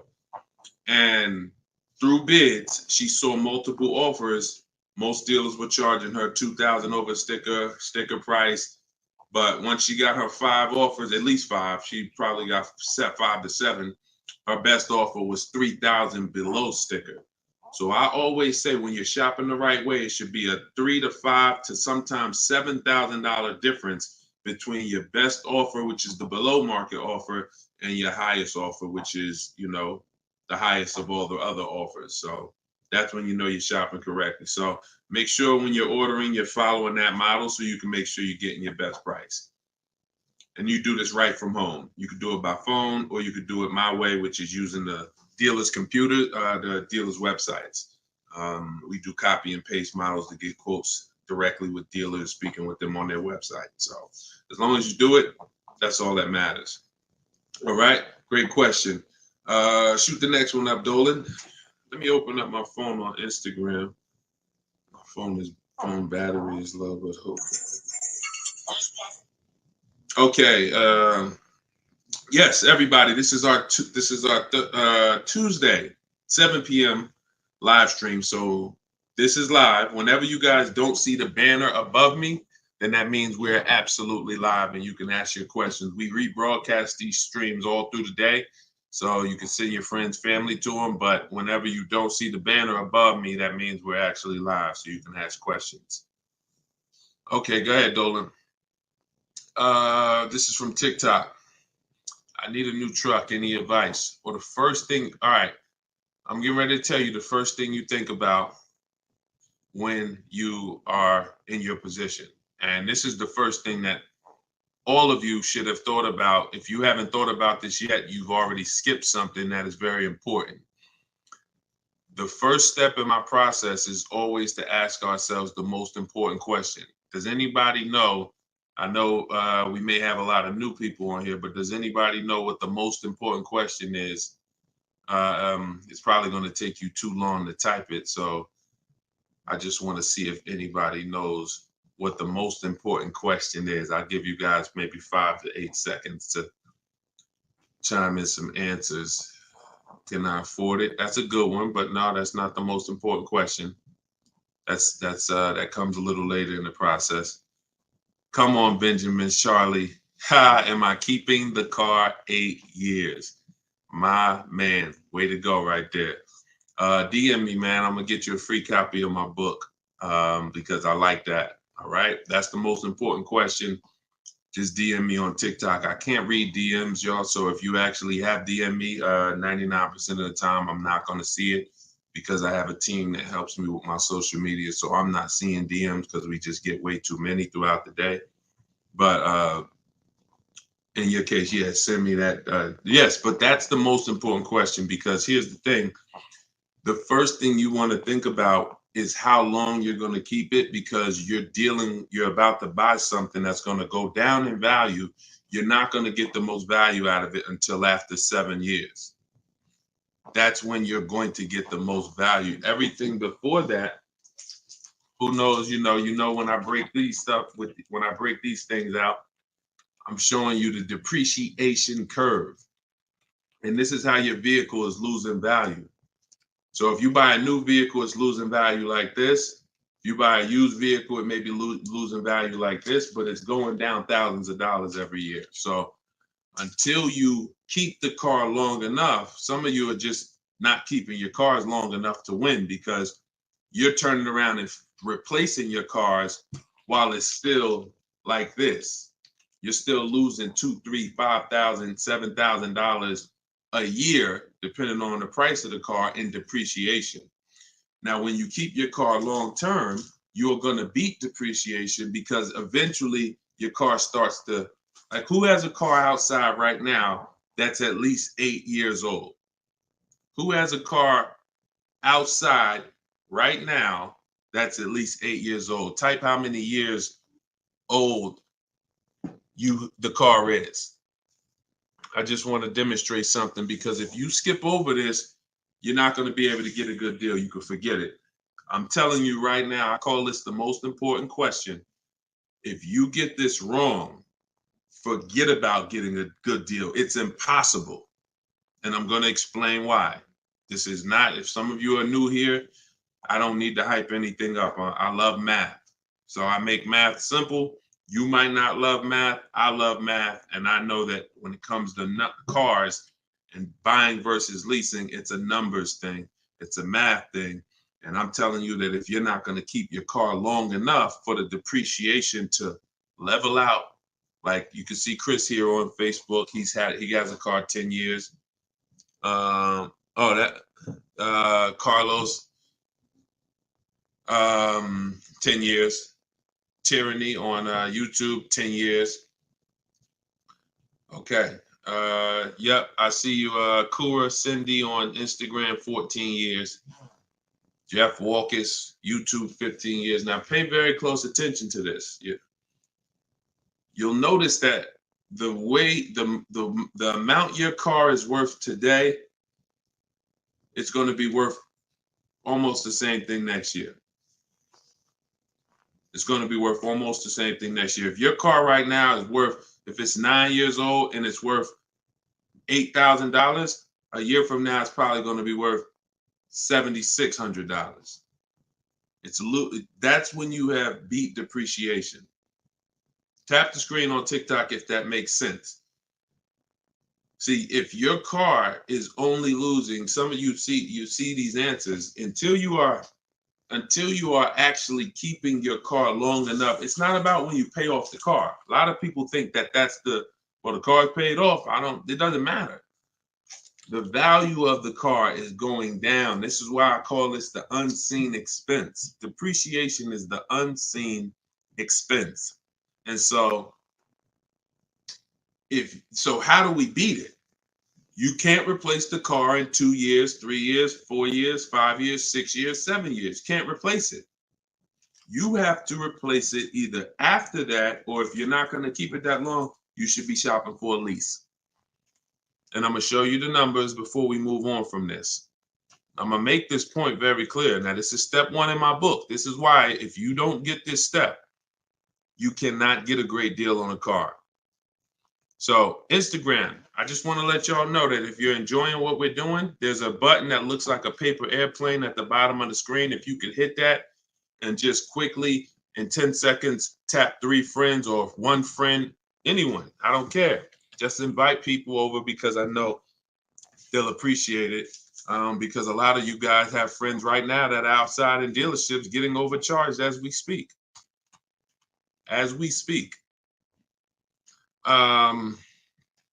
So when you look at long term, here's what you need to see. Look at this.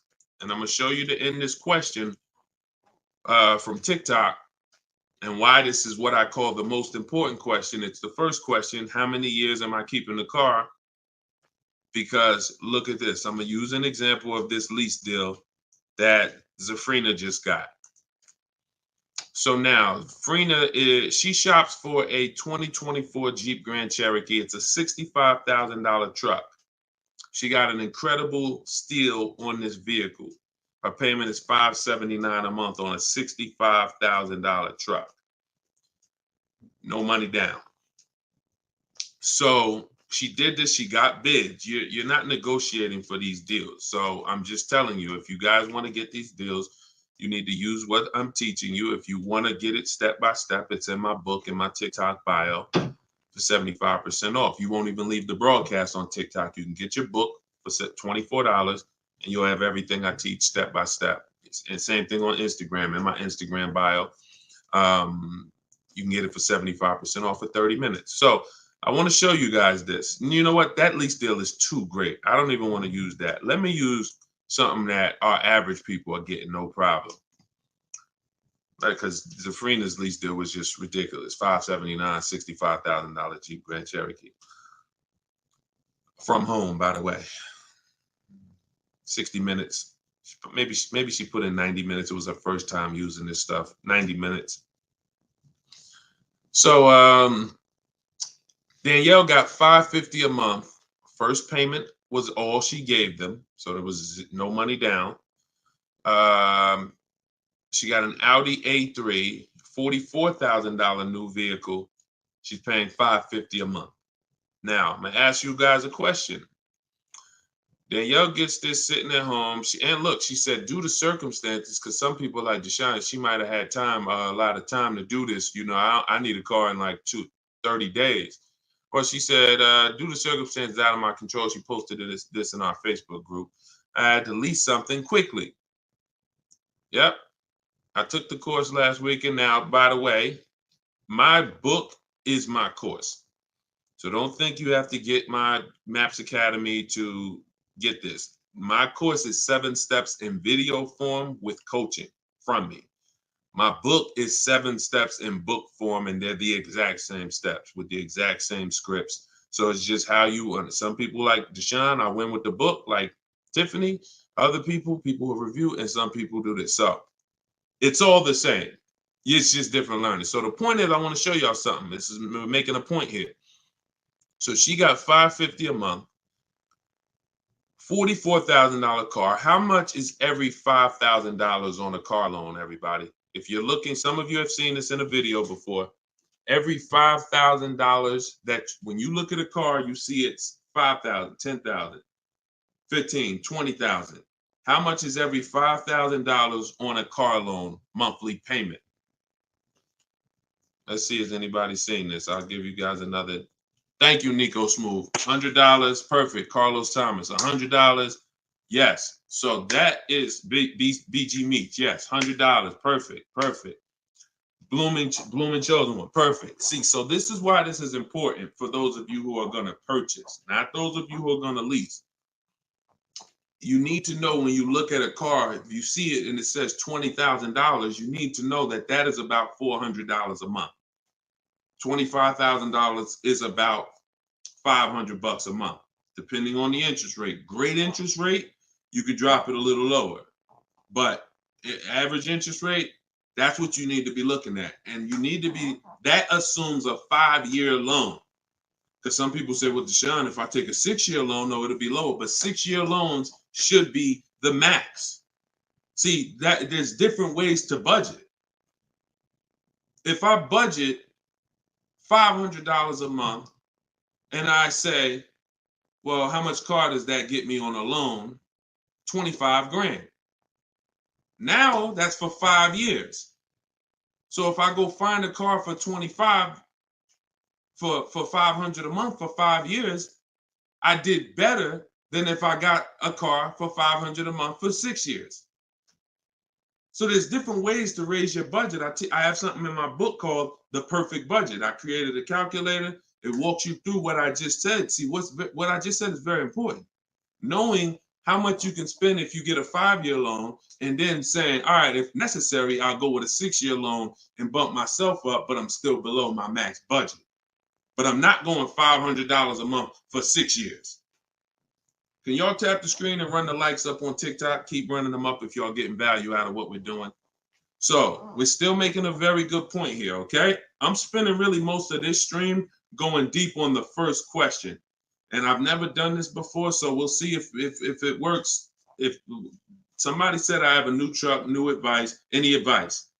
So I went right into the most important question, which is leasing versus buying. How many years am I going to keep the car? And I'm now showing you why you cannot get a great deal on a car if you buy when you should have leased.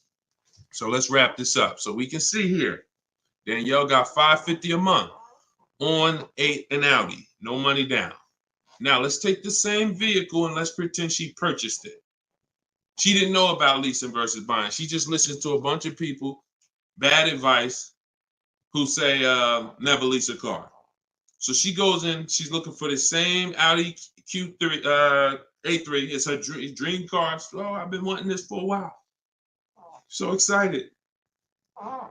So how much is this going to be? I'd like to do no money down. Okay. Well, $44,000 car. Forget the taxes. Forget everything. Let's just say, forget that. Let's say they throw that in. We'll pay the tax and everything. Let's say she just finances $45,000. What's her payment? $900. Some of you who are in the math, you would like Deshone, yeah, $900. So she drives out of there. She drives out of there paying $900 for the same car Danielle's paying $550 a month for. Now watch this. Let's just say, now I'm going to show you because I know what you're thinking.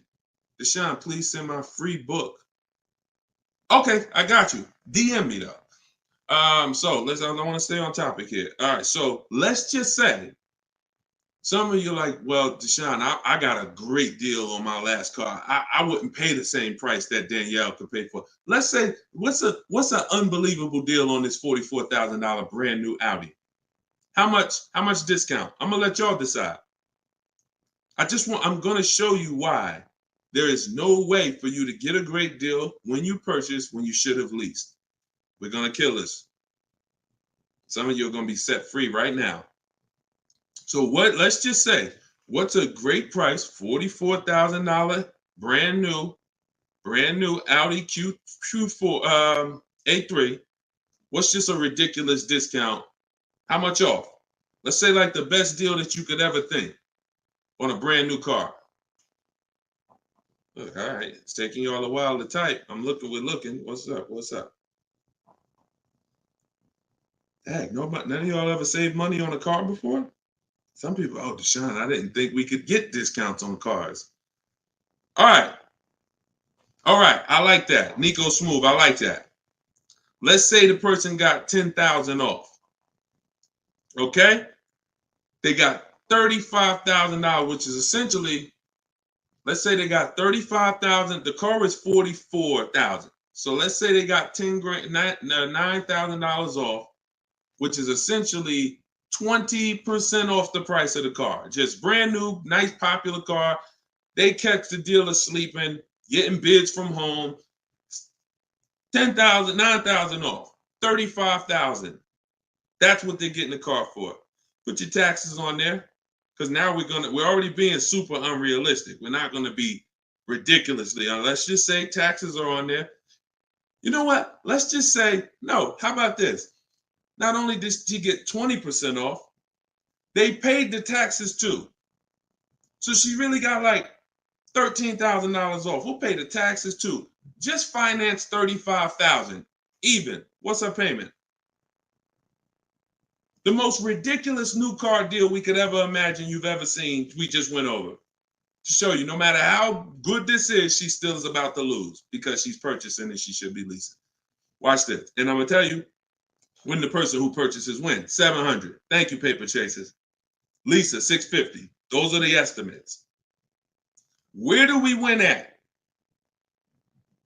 Imagine if I just gave y'all a ridiculously unreal situation that will never ever happen, but just to illustrate, if that ever happened, 20% off the car, pay the taxes, her payment's still higher than Danielle leasing. So when does the person who buys win? When they keep the car long enough to outlive the depreciation. Very simple. 8 years. 8 years. It's no comparison. So like you're sitting there and you're like, Deshone, I bought my last car and I've been buying cars all my life. I was just taught you buy your cars, you don't lease them, but I never keep them more than 8 years. If that's you, I want you to type a sad face.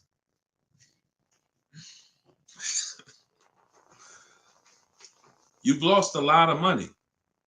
So what would you rather? Would you rather never hear about this, really go all your life listening to bad advice? And we might wrap this because we still got time. Before we even go back into more questions, we actually may go a little, because some of you are like, Deshone, well, what if you buy a new car, a used car? Because you just compared that to a new car. All right. So let's just go back one more time. Let's pull up Danielle's because we're on that scenario. So we already said Danielle drove out with a $550 a month lease, paid her first month's payment. Best impossible deal that'll never happen, unrealistic, made up, make-believe deal we just ran was still a higher monthly payment. So imagine with somebody who just goes in regular negotiations, maybe gets $2,000 off the list price. They're leaving paying it's people right now paying $800 a month for this car, $700 a month, easy, no money down. If they didn't put money down, some people tell you, oh, well, I'm paying I got an Audi and I'm paying only $6,000 for it. They never tell you that they put $10,000 down. They never tell you that they put $10,000 down. They forget about that because the day they give the dealer $10,000, they want to forget about it. So they're definitely not going to bring it up in the story. No money down deals. This is what you're doing most times when you're leasing. So let's go back. Let's say somebody decides they're going to get a good price on a used one. Let's just throw this scenario in here real quick to end this. Instead of a $44,000 brand new one, they find one for like $28,000. Great used car price. $44,000 new. I got one for $28,000, maybe 4 years old, low miles, $36,000. Great deal, below market deal. Get it for $28,000. $28,000. Throw my taxes and fees on there. I'm at $32,000, $31,000. What's my payment? $31,600. Look what I'm buying too, because some of you that's what you think about with a used car. But I like the monthly payments. But Danielle's driving a brand new $44,000, never been titled. She's the first person to sit in this new car smell, like real new car smell. Latest and greatest options and features, full warranty. If anything breaks on the car, she's covered for 4 years. She won't lease it. She won't have the lease for more than 3 years. She's paying $550 a month. A person who's buying this same car is paying $800 a month, $900 a month, and a person who's getting a used version of this 4 years old, 1 year left on the warranty, 3 years old, 1 year left on the warranty, and they're paying $600 a month. Everyone's paying more than her. And these are lease deals that we get all day long.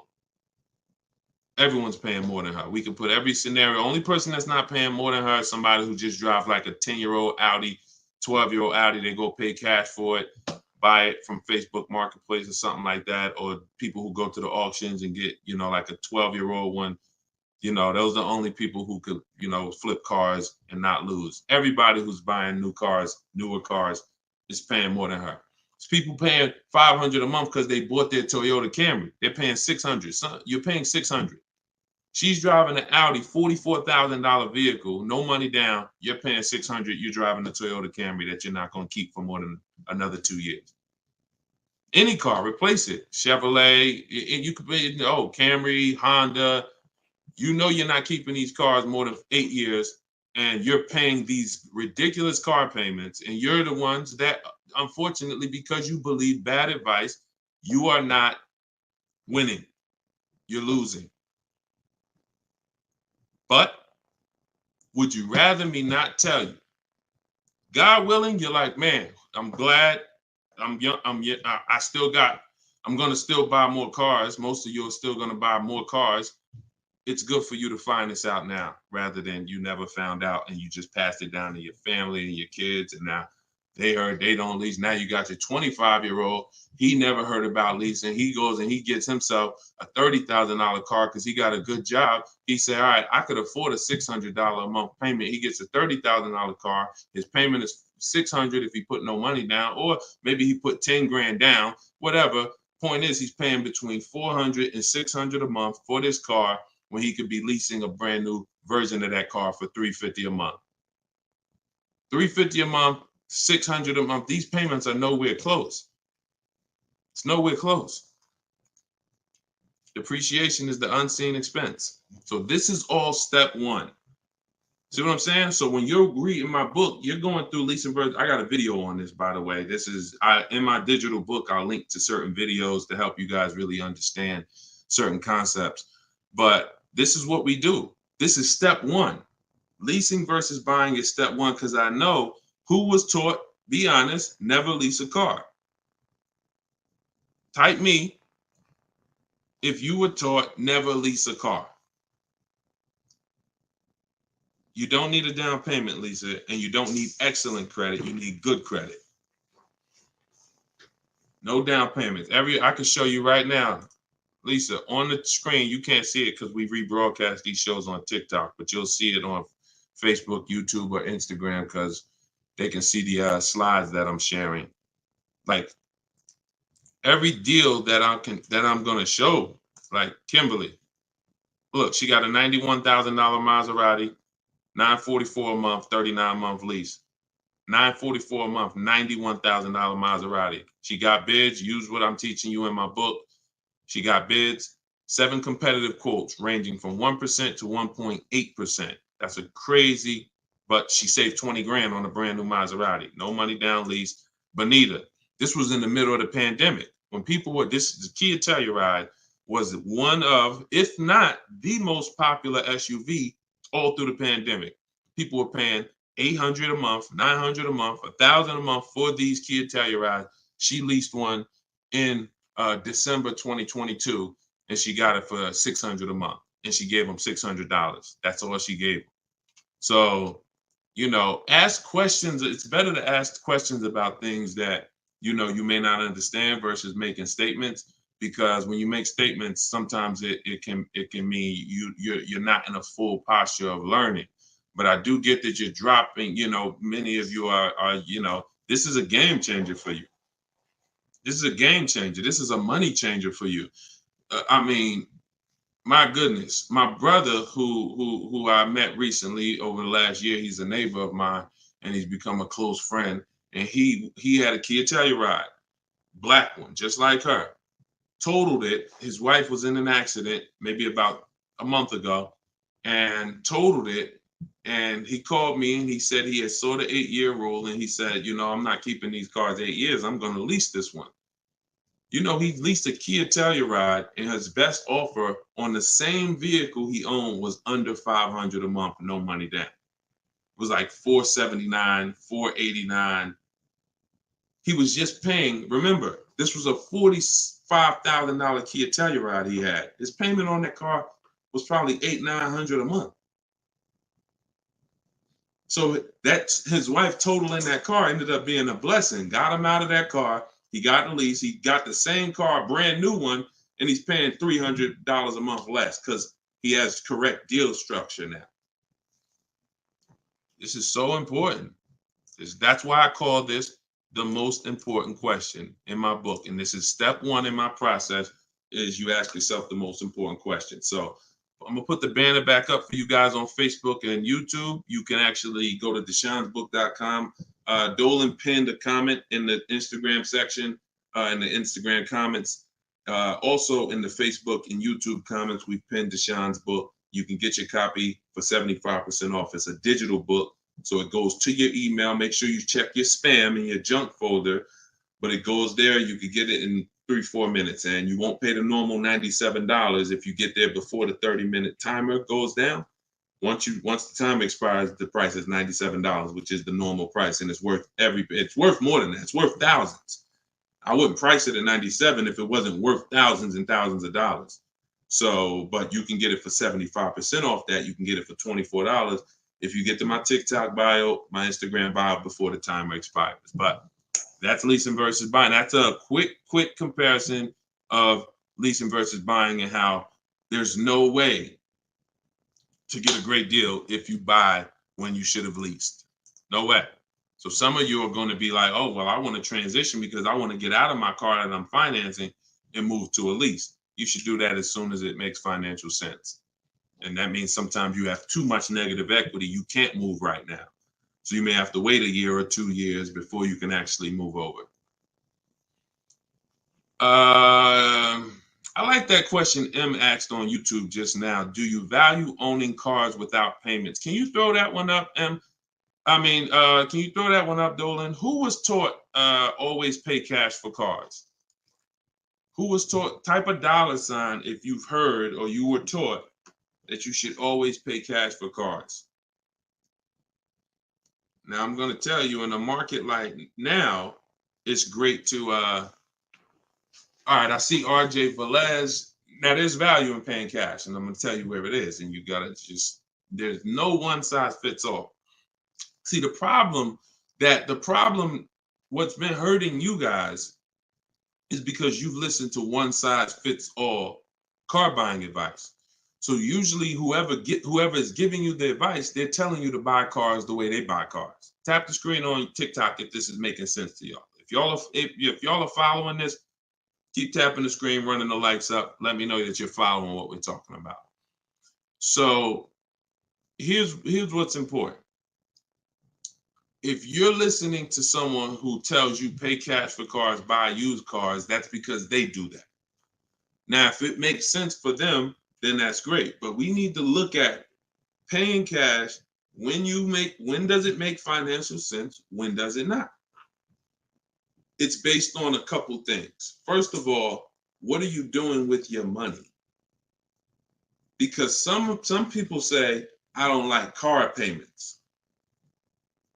Type me if you don't like car payments.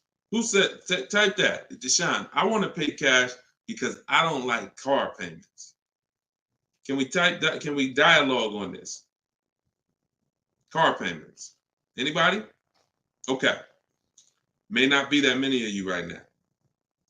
There are people who say this, but you don't realize that car payments, when you pay cash, all you're doing is saving up a lot of car payments. So that's all it is, unless you just win the lottery. If you get a lump sum inheritance, that's different. But if you have saved up $15,000, $20,000, $18,000, and you want to pay cash $25,000, then all you did was save up a lot of car payments, okay? Or save what could have been car payments. You can put them in a savings account and just have the car payment come out. So you can literally say, all right, I'm going to put this cash, $25,000 in a savings account, and that's where my car payment is going to come out of, so I don't spend that. If it makes more sense for me to pay cash, then I'll take the cash. And when it usually makes sense is when the rates are very high. If you can't get a rate that makes really, really, good financial sense, and I mean like we get bids for our rates. We make banks bid, we make credit unions bid, we get multiple offers in what I call the bank bidding war. You get this when you get my book too. This is actually a section I wrote. It's like, maybe it's 3 steps to it of how to get the bank bidding war. But once you get those bids, if you can't get a good rate, then it really doesn't make sense for you to pay cash. I mean, it doesn't make sense for you to borrow the money when you can pay cash for it. But there's an exception to this. What people are doing with their money is relative. So let's just say somebody is investing their money and they can get 10% on their money or 12%. Some of you are in real estate. Some of you are in good investments and businesses, investing into small, things that you can get 15, 20% returns on your money. It doesn't make financial sense. If you could get that type of return on your money, why would you want to put it into a car that's going to get you not just a low return? What's the return on a car, y'all? When you pay cash, you pay $25,000 into a car. What is the return on that? on the cash. What's the cash on cash return? Because I don't want to talk about this much because everyone's not paying cash. It's a small number of you who will, but I want you to be able to know when this is a financial conversation that if you're paying cash, you should understand this. If you got $20,000, $30,000, $40,000 saved up, you're thinking about paying cash for a car, this should be an easy conversation for you to follow. Okay. All right. Actually, everybody said the return is 0. I haven't seen anyone who's correct yet because it's not. The return would be 0 if you put the 25 in and then 5 years later you came back and got your 25 out. That's a 0 return. If you put 25 into an asset and then you come back in 5 years and you used to give me my 25 and they say, well, it's 5 years later, this asset is now only worth 12. What's the return on that? What's up, Big Spoon? What's the return? Not 0. It's negative. It's negative. So you wouldn't take money out of investments that are getting you 10%, 12% or more to put into something where that cash is going to be a negative return on your cash. So that's one thing to consider based on who you are. Another thing is to consider if your money's not invested, you're not doing anything with your money, then just keep the debt down. Keep the debt down. Another thing we do is we see if there's any special rates on the car we're buying, because and when rates are high, traditionally, you're not getting a low rate from a bank or credit union. Rates are 6, 7, 8% on average. You're not going to see 3%. But sometimes you'll see 3% as a special rate. That's car specific. So if I'm shopping for a Mazda CX-5, I'm going to check to see, do they have any special rates this month on the car I'm shopping for? It might be 2.9, 1.9, 0% sometimes. And these are instances where it doesn't make financial sense to pay cash. If I can get this type of rate, use the bank's money for a very low percentage, and then turn around and use my money and keep my money invested or keep my cash. Maybe you just want to have your cash. Once it's in the car, you can't get it. So once you put your money cash in the car, you can't get that money back out until you sell the car. But if you can keep the money and get the car, now you have your cake and you eat it too. I still got my cash, but I'm leveraging the bank's money, paying them small amounts of interest to use it. So people see interest as the only loss. I don't want to pay interest. That's programming. That's not what would be talked about in a finance conversation. And if you want to get religious, because some of you say, "Oh, I don't want to pay interest because of religious reason," then it's a partnership. It's not a debt. It's a partnership. Anyway, let's not get all into that. Just paying cash is right sometimes for some situations. Paying cash is not right sometimes for other situations. The key is, which situation are you in? That's the key. Knowing how to ask yourself the right questions. Which situation am I in? I'm getting good returns. Stock market been returning me X percent late. Hey, this many years, this has been my return. I think I'm going to keep my money invested and I'm going to use the bank's money. That's right for that person. All right. So that's a great question. I don't know how we went deep on that, but we're going deep in this stream. I normally do rapid fire Q&A. We're going deep on some subjects. And again, this is all in my book. Everything that I'm teaching is in my book. Every part of my strategy, it's a 7-step process. First step is most important question. Second step is deal structure. The equity assessment for those of you who are replacing a car or a lease, assessing the equity in the asset to see how much money we can pull out, if any, to either put in our bank account or use in our next transaction. Third step is deal structure. Fourth step is shopping, not buying. It's actually called shopping, not buying, where we enjoy shopping, we enjoy test driving, we enjoy the process. We're about to spend $30,000, $40,000, $50,000, $100,000. We actually enjoy shopping for the item. There's no pressure because we're never talking numbers in the dealership, ever. That's our rule. Step 5 is multiple offers. So once we've selected what we're going to be getting, it's time to get multiple offers on it. If we're getting a used version, it's time to see multiple options of it. And if in step 5 in my process, used car shopping is online marketplaces. You're using online marketplaces, cars.com, carfax.com, autotrader.com, cargurus.com, Carfax, CarMax, Driveway, and Carvana. 8 marketplaces, eBay Motors. See, some of you are missing great deals because you're only looking at 2 of the marketplaces. That's like you're not going to see below market deals until you can see the whole market. So when we're shopping for used cars, that's what we do. When we're shopping for new cars, we use my 25 to 5, where your goal is to get 5 offers. If you are shopping for a new car or a lease, your goal must be to get 5 offers, because until you get at least 5, you are not going to get a below market deal. Because we have thousands of people who have come before you who have used this, and they report to me, they report their deals to me. So when I can tell you the deals we see, we have to get at least 5 offers, because 4 are overpriced. Some people get 6, 7 offers. You saw Charles earlier on his Palisade. I think he said he got 10 offers. But once you learn how to get them from home, either you could do it your way, you want to call and get them, you want to call, ask for managers to get them. I don't care what you do. If you're using my process, we don't do any talking. So when you're using my book, we're not talking. Because when you talk, who knows, when you talk, you can say the wrong thing.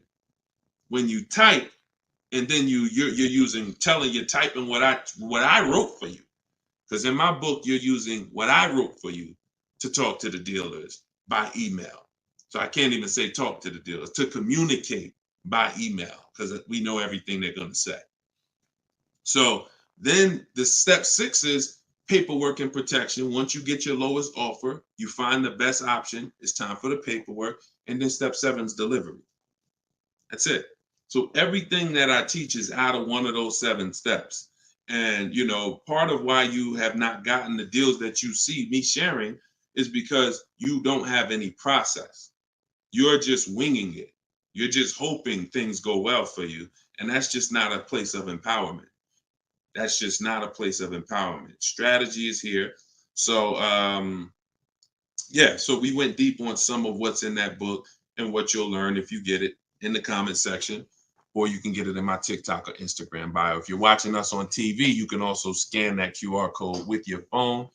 And as long as you get there before, but now you're seeing why the book's worth $97. I see why you priced it at $97, Deshone. You know what I'm saying? That makes sense. You breaking this down and telling us what's in the book, and it's a digital book with links to videos and scripts and things you copy and paste. Oh, I see why this is a $97 book that you can get for 75% off. $24 before the timer runs out. Go ahead, Dolan. Yeah, this has been good so far, though. I do like this. Are you enjoying this dynamic? If you are, type something. The word something. Let me know you're enjoying this. All right, this is from TikTok. I'm told lease deals are new each month. Yep, they usually are. Why shop if brand has same financing deal? There's no same financing deal. So lease deals change every month. I'm going to make sure I'm trying to understand your question right. I'm told lease deals are new each month. Lease deals usually change every month. Sometimes they'll run the same one for 2 months, but usually something changes about the lease deal either every month or every 2 months. Why shop if the brand has the same financing deal? Well, we're shopping for offers. So shopping is to get offers. The financing versus leasing is the first question you should be asking yourself, though. Because as we spent a long period of time talking about earlier in the stream, one offer is not, you can't get a great deal if you buy when you should have leased. So if you didn't see that, definitely watch the replay on YouTube or Facebook. But the financing and lease deals are extremely different, and they're going to be entirely different prices. And we can't even depend. We don't even. Another thing you're doing, if you're buying a car, looking at the special finance deals is important, because that's how we see if they have 0% or 2% or 3%. But looking at the lease deals is absolutely pointless. Looking at the lease offer is, I don't even call it a deal. It shouldn't be called a deal. Anything that 100 people can come in and get is not a deal. You're not going to offer a deal to 100 people and say, hey, come on in and we make almost no money. See, what Charles paid, look, on his Palisade, $48,000 Palisade, he's paying $597 a month. Sean getting he got his F-150 Lightning XLT, $73,000 truck. His lowest bid, he saved, he got it for $4,999, what's this? $21,000 off is what he got. We're showing it on the screen right now in case you think we're capping. We don't need to. This is, look, Frina, y'all saw Frina, 579. This is Tiffany, who wrote us in when she got her deal using my book. She said, I believe we got a good deal from what we learned from the book. Look, it was a $44,000 MSRP that she got $6,530 off the price. That was her lowest bid. So you're nowhere close to what normal people are paying and what is advertised on these vehicles. What's advertised on these vehicles is not a deal. A below market deal is something where the managers don't really want to make it. But you know what? It could happen for a number of reasons. Somebody wants to beat their competition. Sean said he had to go 100. We shop out of state. You'll get very used when I walk you through shopping from home, and you'll see. I mean, if you're gonna do it your way and you get used to it, you'll see you're in more control. You're in control. So, but a lot of times your best offer is going to come from a dealer that's not close to you, because the dealers that are close to you feel like, why do we need to give them a deal? They're going to come in anyway. Because that's what most people do. You're going to walk in the dealer anyway, and you're going to talk numbers and try to negotiate. That's what most people are going to do. Why do we need to give these people deals? But this person who is now talking to multiple dealers from home, they hold the cards. We hold the cards. And then one person wants to beat everybody, and they do that. But you gotta, I'm going to say this, and then Dolan, throw the next question up. If everyone could get below market deals, then they wouldn't be below market deals. They would be normal deals. It would be the average price. Y'all, is that clear? Is that clear? If everyone could get below market deals, if it didn't take strategy to get below market deals, then they would just be regular deals. All right, this is Rhino from YouTube. What is a good range of credit score to go for a lease? Great question. Anytime you guys hear a question you like, just start tapping the screen, please. Appreciate y'all continuing to run the likes up on TikTok. What is a good range of credit score for a lease? So what I teach is the parameters. It's more about profile versus just score. The score is one step of your profile. It's one portion of your profile, score. But you also have income. You have something I call comparable credit. I don't call it that. The bureaus call comp credit, which is you've had a car loan before. So you could have a lower than fair credit. You want to be in at least fair. If you're in the fives, I wouldn't go a lease route. I would go a different route, which I have in my book. You get a smart car, set yourself up for a lease. Not the smart car that y'all thinking of, those little ones. It stands for saving money at the right time. We get the smallest car we could get a loan on, pay the payments for 2 years, then we flip into a lease. Because again, payment history weighs very big. So, but if you're in the 620, 630, but you got on-time car payments for the last 3 years, 2 years, 5 years, you might have, high balances with your credit cards, but your car payment has been paid on time, but your credit score is low because you're using a lot of your available credit. So in that case, you got a great shot of getting a lease because you're replacing a car, you're replacing a payment, you're not adding a payment.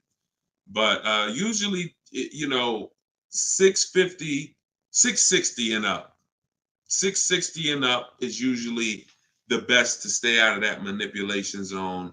But again, if you have a lower score than that, but you have good income, good, you've been at your address a long time, these are things that weigh in the profile. You've been on your job a long time, versus, hey, you might have a 700 score, but you only been on your job for 6 months. That could affect you. So it's not just score, it's profile. But most leases are easier to qualify for than you guys would believe. I got my first lease and I had a 6-something credit score. Now I did have to pay, I remember $25 more because of my credit score. I didn't get approved at the first tier. I went up $25 or something like that. But I was still paying $256 a month for a brand new Pontiac G6. It's a $20,000 car. So I had friends that were paying $500 a month for Toyota Corollas, $20,000 cars. $23,000 brand new Toyota Corolla. They're paying $500. They're paying, and I'm paying $256. These things make a difference in households. Thank you for answering, brother. Just purchased your book too on your website. Enjoy it, brother. Now, I don't even say enjoy it. I use it. Use it. And there's 2 ways to use it. I don't recommend going through the book and then shopping. I recommend you don't, the book is written in a way where I ask you, it's like if you called me and said, hey, D, what's my first step? Here, do this, and then call me back. You wouldn't call me and be like, Deshone, give me all the steps. I wouldn't give you all the steps because you would forget them. I would tell you, all right, how many years we keep in the car? 4. Okay, we leasing. How many years we keep in the car? 10. All right, we purchasing. Then we're gonna move to the next question. We need to do our equity assessment. Go on these websites, call your bank, get your payoff, do these steps, call me back. Okay, boom, I did that. All right. So once you put those things in an order, you'll see that you threw me off, Dolan, throwing that question up. But yeah, Rhino should. Oh yeah. Anyway, what I was saying is use it. So you could go through the book. I would recommend you go through it, do 1 step, check it off before you move to the next step, so that by the time you get to step 7, I'm congratulating you, saying, let's get ready for delivery. Not, oh, I'm at step 7. I read the whole congratulations. Oh, that was so nice. That nice message you write to us when we get our cars at the end. That's nice, Deshone. You shouldn't be reading that until you got your car. You get what I'm saying? I'd rather you go through the book that way. It'll be a lot quicker, a lot more effective for you. All right, but use it. Use it. Great. All right, Dolan, throw that up for me now. Thank you, man. Appreciate you. Okay, Freon on YouTube said, what about refinancing when the rate drops? Absolutely. If I'm buying a car and I'm paying a high rate, what is considered a high rate, 7-8%, depending on the gun. Now, there are times where rates are high. That's the best offer you could get. But there are times where we know rates are 3%, 3%, 4%.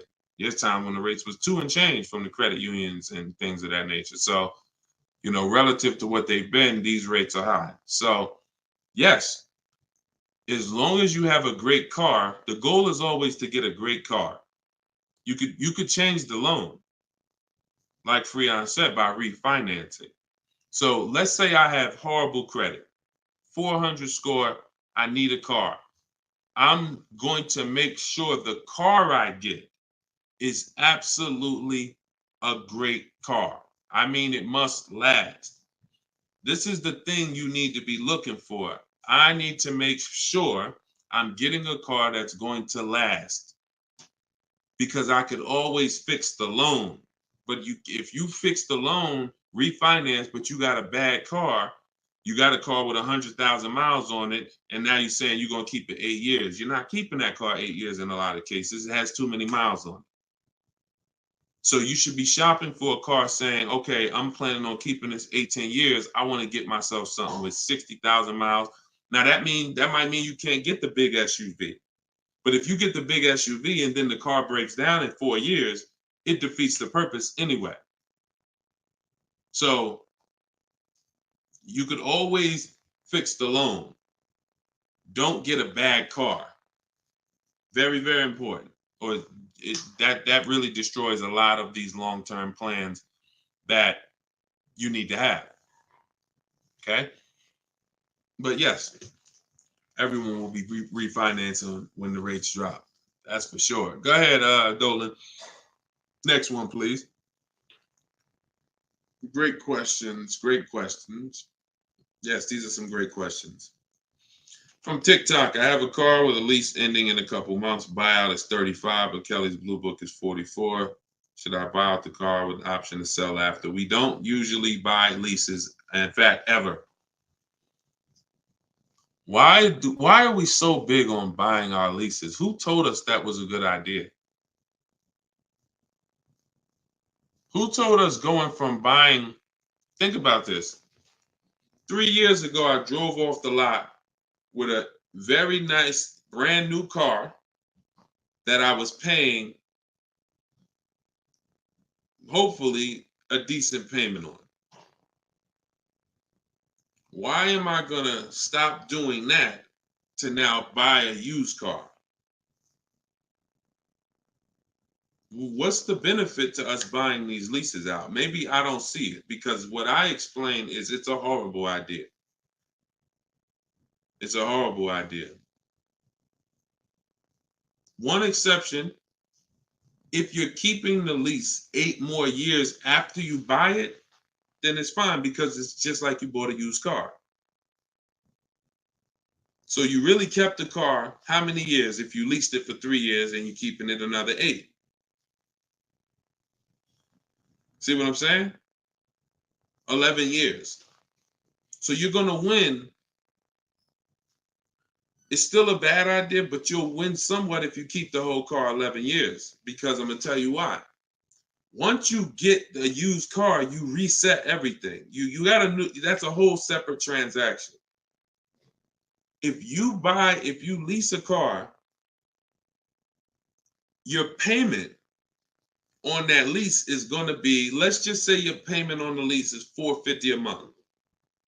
What you're going to find in most cases, if you buy the lease out, to get a $450 a month payment, you got to take a 6-year loan. To get a $450 a month payment, you got to take a 6-year loan. So you already leased the car for 3 years, and now you're purchasing the balance for another 6. You leased the car for 3, you're purchasing it for another 6. That's 9 years. So why did I just say the only way to win when you buy your lease is to keep it at least 11 years? Because how many years of payments are most people going to have? 9. 9. 9. Can we let that sink in? A person who buys their lease, like most people are going to buy them with 6-year loans, you're paying for 9 years on the same car. 9. Even if you get a 5-year loan, 8 years on the same car. So it'd be a shame to go pay 8 years on the same car and then turn around and do that all over again. So you want to keep it long enough to at least, hey, I had 2 years of no payments though. I had that car 11 years. I only had 2 years of no payments on it. That's a pretty bad way to live. You're paying on 9 years old, 8 years old, you're still paying on the same car. 7 years old, still paying on the same car. This is why buying your lease is a horrible idea in most cases. From the start, you should either be leasing or you should be buying a used car. It's one or the other. and you're buying a used car that if you plan to keep it 8 or more years, you're leasing if you're not planning to keep the car 8 years. That's it. Not many cases where these make sense. Go ahead, Dolan. It's a great question though. And I'm hoping we can help a lot of people stop doing that. And eventually maybe 10 years from now, 15 years from now, people won't be asking these questions, but it's a very, very common question. Go ahead, Dolan. Shoot the next one up, brother. Nico Smooth on YouTube. What's up, my man? Deshone, if I wanted to counter offer lower than what the calculator generated, would that be realistic? Getting 1.4% would like to get around 1. If your lowest offer is 1.4, then that's the lease program. If your offers are 1.4, your offers should not be the same. That means you don't have enough offers. If all the offers are in one spot, 1.4, that means you're not getting enough. Once you get 5, 7, you'll see they should be at least $150 to $200 a month difference. That's how it should be. 400 to 600 a month. 600 to 800, 600 to 750. That's how it should be. Now, if you once your lowest offer is 1.4, but you have 1.6, 1.7, higher offers than that, then 1.4 is the best. And that's the lease program. There's nothing you can do about the lease program. All you're doing is finding the dealer that's going to agree to discount the car the largest amount. The lease program is then going to dictate what the payment's going to be. But yeah, you're on the right track. Go to a Plan B vehicle. It's surprising how different every single vehicle has a different lease program. In regards to what and just to really hammer this home, Zafrina, who we showed first at the beginning of the stream, she had a $579 a month lease on a $65,000 truck. She was shopping for a Jeep Grand Cherokee Limited because that's what they had and they were replacing the lease. So she gets a 1.1 and change. It was like under 1.2, like 1.19 or something like that. That was her best offer on a Jeep Grand Cherokee Limited. That's a great lease. That's a great deal. 600. That's a great lease deal. Probably a $450 payment on a $40,000. Great lease deal. But she said this guy is saying that he thinks he might be able to do better on a hybrid Jeep Grand Cherokee Limited. He said he could probably get me below the 1%. I said, okay, you need to get 5 more offers at least. Because what if he's saying he could do better on that version, that means that version has a better lease program, which means you need to get your 5 offers again. She called me 48 hours later. Well, she posted in our group saying that she had gotten that $579 a month, which was a 0.88% lease. So that's not only is every vehicle have a different lease program, every trim level has a different lease program. Almost trim levels can have different lease programs attached to them. In many cases, they do. All right, great question though. You could also wait it out, Nico, if you have a little more time and see what the programs are next month. Go ahead, Dolan. You can shoot the next one up. Can you lease a car if you have a bankruptcy? Sure, but you need to rebuild your credit. You need to get your, if you start in blank, I know people that have had a bankruptcy, got a discharge, and they are at a 700 score in like a year. So I will be following Shonda Martin. I recommend her to everybody. She has great strategies on credit. She does a lot of live streams like me, and she has great strategies. So I think she's on every platform. Yeah, she's on every platform that we're on. So Shonda Martin. But yeah, get yourself up to like a 680, which is not hard to do because you're starting fresh. Many times a Chevy or Ford, a Honda, Hyundai, Mazda, Subaru, these leases don't need you to be incredible. If you have a good job, long history on your job, and a 680 score, you're going to get most of these leases. These are not like luxury leases to the point where they're snooty. All right, go ahead, Dolan. Genesis on YouTube. So how can you lease out of state with the current lease looking to trade in? But I heard Deshone say out of state lease deals are good. Well, if it's the best offer, you go as far as you need to go to get 5 offers. In my book, we use my 25 to 5 strategy, where you're connecting with 25 dealers online in 20 minutes. We go to their websites using the contact tab, and then you have a template of mine that you copy and paste. If you're going to do it your way, you're just writing in, all the details of what you want, when your deadline is, what options you're looking for, what you're over. This is all stuff I walk you through in the book. What you're looking for. Really, it's about the car. You're not saying, hey, I'm looking for a lease quote, I'm looking for a purchase quote. We need to find out who even has a car before we start talking about money. But then the goal is that you got to get at least 5 offers. You got to get at least, and you have to do the equity assessment to see if there's any equity in your current lease. You don't want to return that, and you don't even know if there's any equity in that lease. And the only way you know that is the offers you get are higher than the payoff. It's very simple. Equity is offers, cash offers from CarMax, Driveway, Kelly's Blue Book, instant cash offer, not Blue Book, the website, instant cash offer, Kelly's Blue Book, Auto Nation, sell my car, Car Guru, sell my car. You have to get these offers, and if those offers are higher than your payoff, then you have equity when you sell the car to these people. If you have a third-party restriction, you can't sell the car directly to them. You got to sell to a local dealership. You got to get bids from a local dealership. I teach you how to do that. For those of you who have third-party restrictions, we talk to used car managers to sell our leases. So I've been doing this since 2006. Like, if I wasn't called to build these companies, then I would be. If I wasn't called to build these companies, there's no doubt I would be selling cars, making $200,000, $300,000, $400,000 a year. There's no doubt about it. But that's not the path God had for me. So what I'm telling you is based on me understanding 99.9% of the car buying of the industry inside and out, and giving you the way to actually stay in control, call the shots, have the business come to you, have the banks come to you, have the cash offers come to you, and then you're just simply picking the best ones as they come to you. So this is all in my book, Cars from Home, 7 Steps to Saving Time, Money, and Avoiding Dealerships. It's a digital book.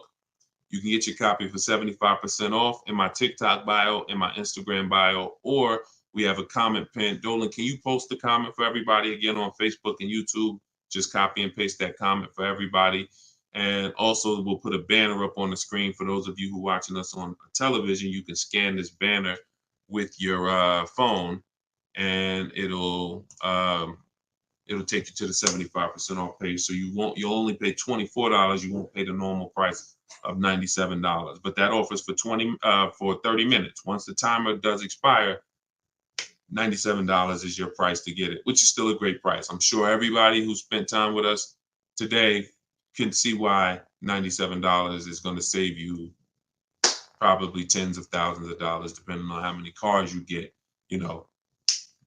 Sean saved 20 grand on his first car. So for those of you who want to attend my free masterclass, Everything You're Doing Wrong, Buying, Selling, and Leasing Cars, you can attend that in my bio. We'll also put another comment for those of you who want to attend that. That's about an hour-long class, and I'm teaching very specific. You'll need a notepad for that. That's not just Q&A, although we do Q&A after. So you guys can go watch that, and so we'll put, and that's also in my Instagram and my TikTok bio. So the information's available, y'all. That's the whole point. There's no excuse. Everything that we talked about today is really financial awareness, financial literacy that you have not learned. You haven't heard of it before, but this has been around. We've been doing this for 3 years. Over 2,000 people have come before you. We have over 6,000 people that have this book now. So this ship has sailed. This car buying from home, you're late to the show now. And you can't afford to go buy another car the old way and think you're getting a good deal. You can't afford to do that. I mean, money is very hard to come by for some people, and you need to, I don't care who you are, you should take it seriously. So this is why we're here. And so you can get it from my free videos, from these Q&As, in my book, in my masterclass. I don't care how you get it. You want to join me in Maps Academy and have me coach you through your car buying. I don't care how you get it. Just make sure you get it. Get in where you fit it. All right. So that was episode 17. All right. We'll see you on episode 18. God bless y'all.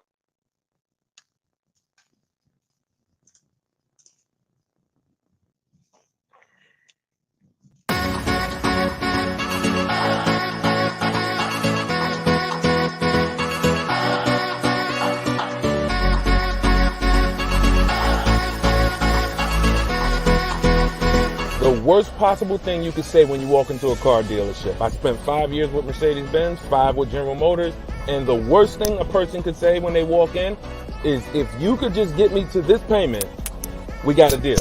So your loan's probably still like 19, which means you got to pay to get out. You're upside down. It's called negative equity.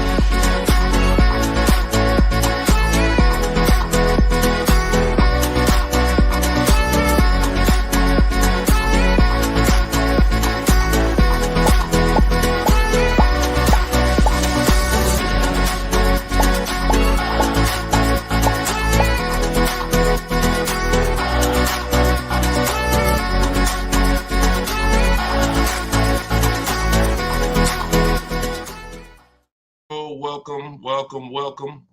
This is episode 17 of Car Shopping Questions and Answers.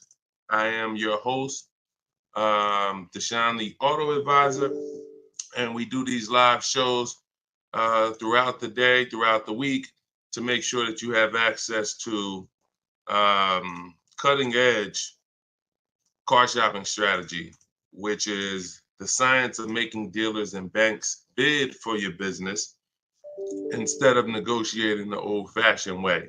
So that is what we do here. Frankie boy, good to see you, Frankie boy, on TikTok. Kev, I see you on TikTok. We are live on all 4 platforms: TikTok, Instagram, YouTube, and Facebook. We have Dolan in the background. He's going to be pulling in your questions for the show. So as you're here, you can start typing your questions. Let's get the housekeeping out of the way as well. Could everybody who shares great information hit the share button? Also, I'm the author of the new digital book, Cars from Home. It's called Car Shop. It's a 7-step system that we use to car shop, and we get bids from home.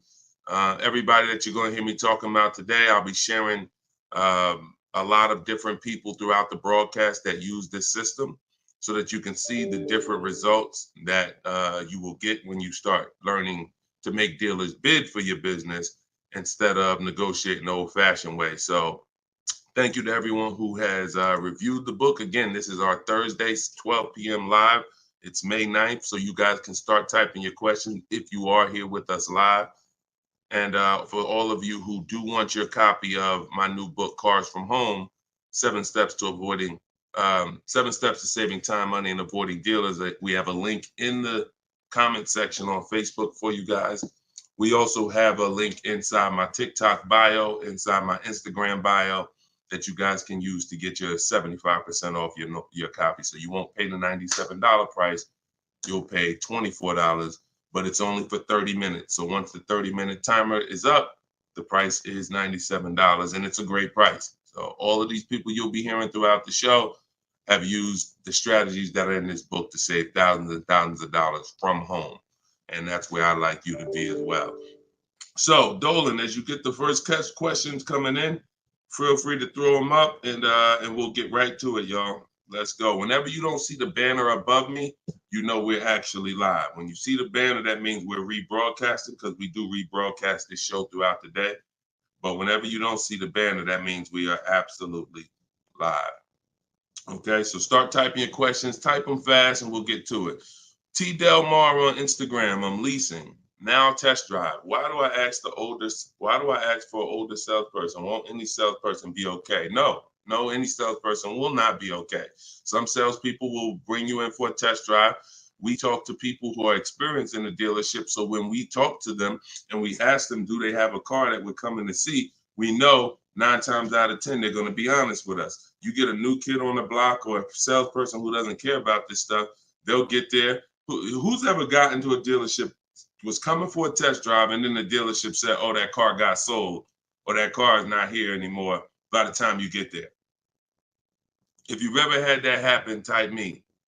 You set up a test drive, you come in, oh, I was coming to see that car. Oh, it sold like, 2 hours ago. It just sold. See, when you're dealing with experienced salespeople who are honest, exactly, Peaceful Grace on TikTok, you understand. So this is why every step that I teach is important. Even things that you might see, okay, why is he telling us ask for this person? It's because if you don't, you run the risk of running into a salesperson who doesn't care. Oh, you'll get there and just, oh, well, that car sold, but hey, I might have another one. Let's look at some other ones. No, we don't go for that. We don't go for that. Our test drive is strategically set up to try to guarantee a successful test drive where we can be in and out that dealership in 20, no more than 30 minutes and coming home. Okay, let's go. Nothing is left to chance. All right, go ahead, Dola, shoot the next one and keep your questions coming, everybody. We'll try to get through as many as we can.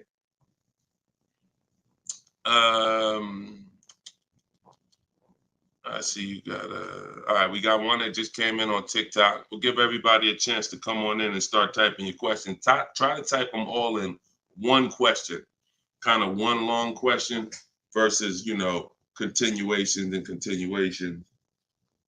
Shaderick Will on TikTok. How do I get out of a finance contract without it being on my credit as a repo? How do I get out of a finance contract without it being on my credit as a repo? Well, let's talk about how not to do it. If they take the car back because you didn't pay them, that's a repo. So if they take the car back because you didn't pay them, that's a repo.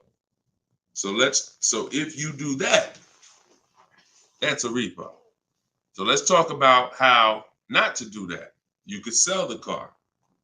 The only way to get out of a car without it being a repo is to sell the car. So you need to find out what your equity position is in the car. You need to call the bank, ask them how much you owe. That's called a payoff. Get your payoff amount, how much you owe, and then you're going to get offers. You're going to do what we call an equity assessment, where you go into the 6 online car buyers and you get you get these bids. CarMax, Driveway, Carvana, Kelly's Blue Book Instant Cash Offer, AutoNation Cash Offer, and Car Guru's Sell My Car Cash Offer. Those are 6 different cash offers that you're going to get, and whichever one's the highest, that's the one you would take. What's up, Dave DFW? I see you. What's up, Yono? That's how you get out of the car. The only way you're going to get out of a car you want to replace people is to sell your way out of it. Because we don't trade. In most cases, we do not trade because you don't get all the money. When do you get all the money trading anything? You know what I'm saying? Who can tell me an item that when you trade it, you get the most money possible for it? I'll wait. Anybody? What's up, Bobby I Modern? What's up, Bell? See what I'm saying? So we understand. You're not going to get all the money of anything trading it. You sell it. That's the way. And most times you guys are taking $2,000 to $3,000 to $4,000 less for your vehicles, trading them. You're losing. See, again, you can't take the price, the monthly payment seriously, but not take the price of the car you're buying seriously. Not take the shopping for your interest rate seriously. Not take the selling of your old car seriously. Because you may be more focused on saving $1,000 off the price of the car you're buying, but you're not putting that same energy into how you shop for your loan. You're giving the bank $2,000 or $3,000 more because you're paying higher interest. Or you're not doing this bidding process. You're trading in your cars and you're paying $1,000, you're getting $1,000 to probably $4,000 less than what you would get selling these cars to online car buyers. So that's how you get out of a car. Only way you can do it is to sell your way out of it. And if you have negative equity, to pay the difference so that you can get out of the car. But if you just let them come take the car, you can finagle anything you want to try to not have it be a repo. It's a repo. It's a repo. And so the time 3 years ago, everyone could have sold their car and really got out of them because the prices of cars were so high. What's up, Alan Denson? Thank you so much. Appreciate you. Yeah, so that's it. Go ahead, Dolan, shoot the next one in. This is our Thursday live show. My man, Alan Dawson, appreciate. Oh, Alan Denton. Yep, appreciate you, man. Thanks for supporting the broadcast. This one's Optimal Living from TikTok.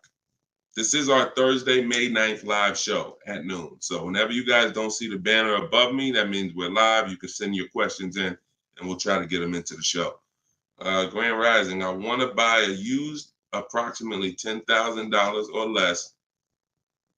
Approximately $10,000, less than 100,000 miles, 1 or 2 owners, like a Honda, Hyundai, Volkswagen, good gas mileage, easy to repair. Any suggestions?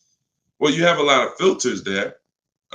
If you were buying under 10 grand, I would be looking at Facebook Marketplace. I would be looking at Facebook Marketplace because our used car strategy is to look at all the marketplaces where cars are. These are, AutoNation, Auto Trader, Cars.com, Car Gurus, Carfax.com, CarMax, Carvana, Driveway, and eBay Motors. But if we're looking at a car that's under 10 grand, I would certainly be looking at Facebook Marketplace. Facebook Marketplace is where you're going to try to find a private party owner, not a dealer. Not a dealer. You're trying to find a private party owner that's going to sell you the vehicle, private party, not a retail purchase. A retail purchase is at a dealership that has done reconditioning on the vehicle to prepare it for the market. And so you're paying for that. You're paying probably 10% more for a retail purchase because it goes through the retail process. But if I'm spending under 10 grand, I'm looking at Facebook Marketplace to get a private party sale where I could save probably another 10%, maybe a little more below the retail price. But that's really depends, price specific. Same thing with selling cars. When we get our bids, if our car is worth less than 10 grand, we usually I always tell people, it's in my book, if the car is less than 10 grand, when you get your offers, you could get probably 1,500 to 2,000 more listing it on Facebook Marketplace. So if my highest offer might be for 8 grand from CarMax, everyone else is offering me 7 and 65, and I'm gonna throw it on Facebook Marketplace if I have the time, and I'll sell that car and usually get a $1,500, $2,000 above. So it's the same difference. I would shop on there if I was looking for a car under 10 grand. I would sell on there if my car was worth under 10 grand. See, when you start going with cars that are worth 15, 20,000, trying to put them on Facebook Marketplace, most of the buyers there need a loan. Most of the buyers on Facebook Marketplace need a loan. So when you get there, they're not going to be, most people don't have 20 grand to bring a private party. That's just most people. So the buying pool is very small for 15 to 20 grand, 30 grand private party. But the buying pool is very big for under 10 grand private party. So you always want to go to where the buyers are, where the best opportunities are. So yeah, that's what I would be doing. Great question, Optimal Living. All right, keep the questions coming, y'all. I see Sharita said, hey, I got the book. I'm stoked. This is great info. Thank you so much, Sharita. Enjoy it, use it. The things that are in my 7-step book, y'all, is everything you're learning right now. So everything that I'm teaching you is out of one of my 7 steps in my car shopping process. My book is called Cars from Home.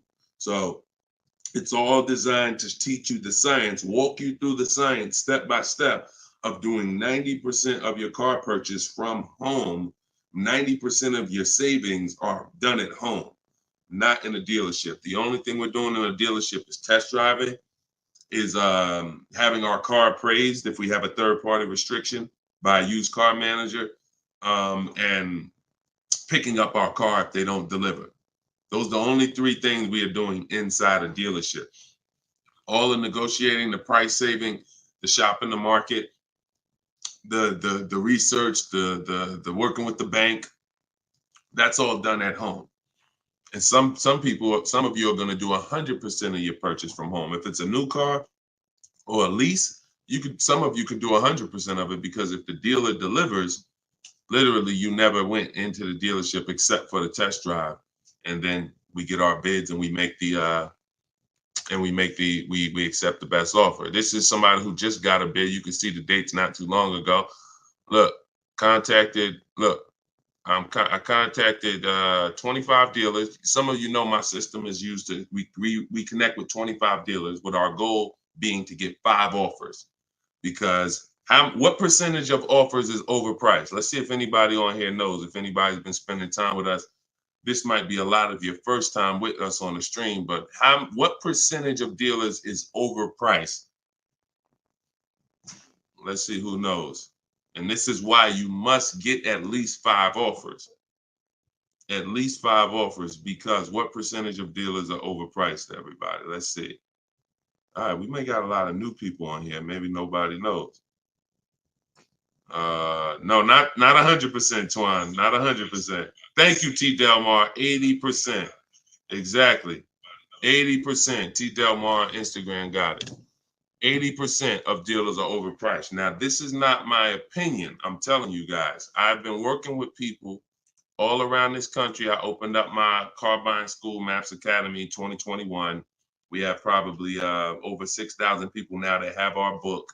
So people report deals to me. I have hundreds of people who over the years report their deals to me. And that's what we see. We see 80% of the quotes we get are higher than the best quote. So when you get your 5 offers, one of them is going to blow the other ones away, but the other ones are going to be significantly higher. And when you look at somebody like this is Teddy. Teddy he said, I received 10 offers. He said, I only use the scripts provided. So in my book are the scripts he's talking about that you copy and paste. This dealer's initial quote came back at 937. Using the counter offer calculator, which you have in my book as well. Using the counter offer calculator, I countered at, I closed on this, wait, hold on, I can't even read. I closed on this 2024 BMW i4. MSRP is $73,855. $73,000. Pay attention to this, y'all. I counted at 829. He came back with 856. My highest offer during this process from a different dealer was 1123. My local dealer, there's a lot happening here in this post if y'all pay attention and dissect it. My local dealer came in at 986 and even told me in an email that he didn't think I'd find a better deal out there. I didn't speak to one salesman on the phone until after the credit was ran and the deal was secured. I even got them to cover my last 2 lease payments. This is how you get, see, if I was to ask Teddy right now, Teddy, bet me $1,000 that there's not a better deal out there. He'd most likely take the bet because he connected with 25 dealers. He got 10 offers. He used it. You can never accept a deal without countering, because we don't know what the bottom is until they say no to the counter, or until they say, no, I can't do that, but I could do this. Now we know they're at the bottom. So all of this stuff can't happen. You're not going to have price assurance, which means you guarantee you paid the lowest price, and you're not going to be able to get these numbers until you sit at home and start getting the offers at home.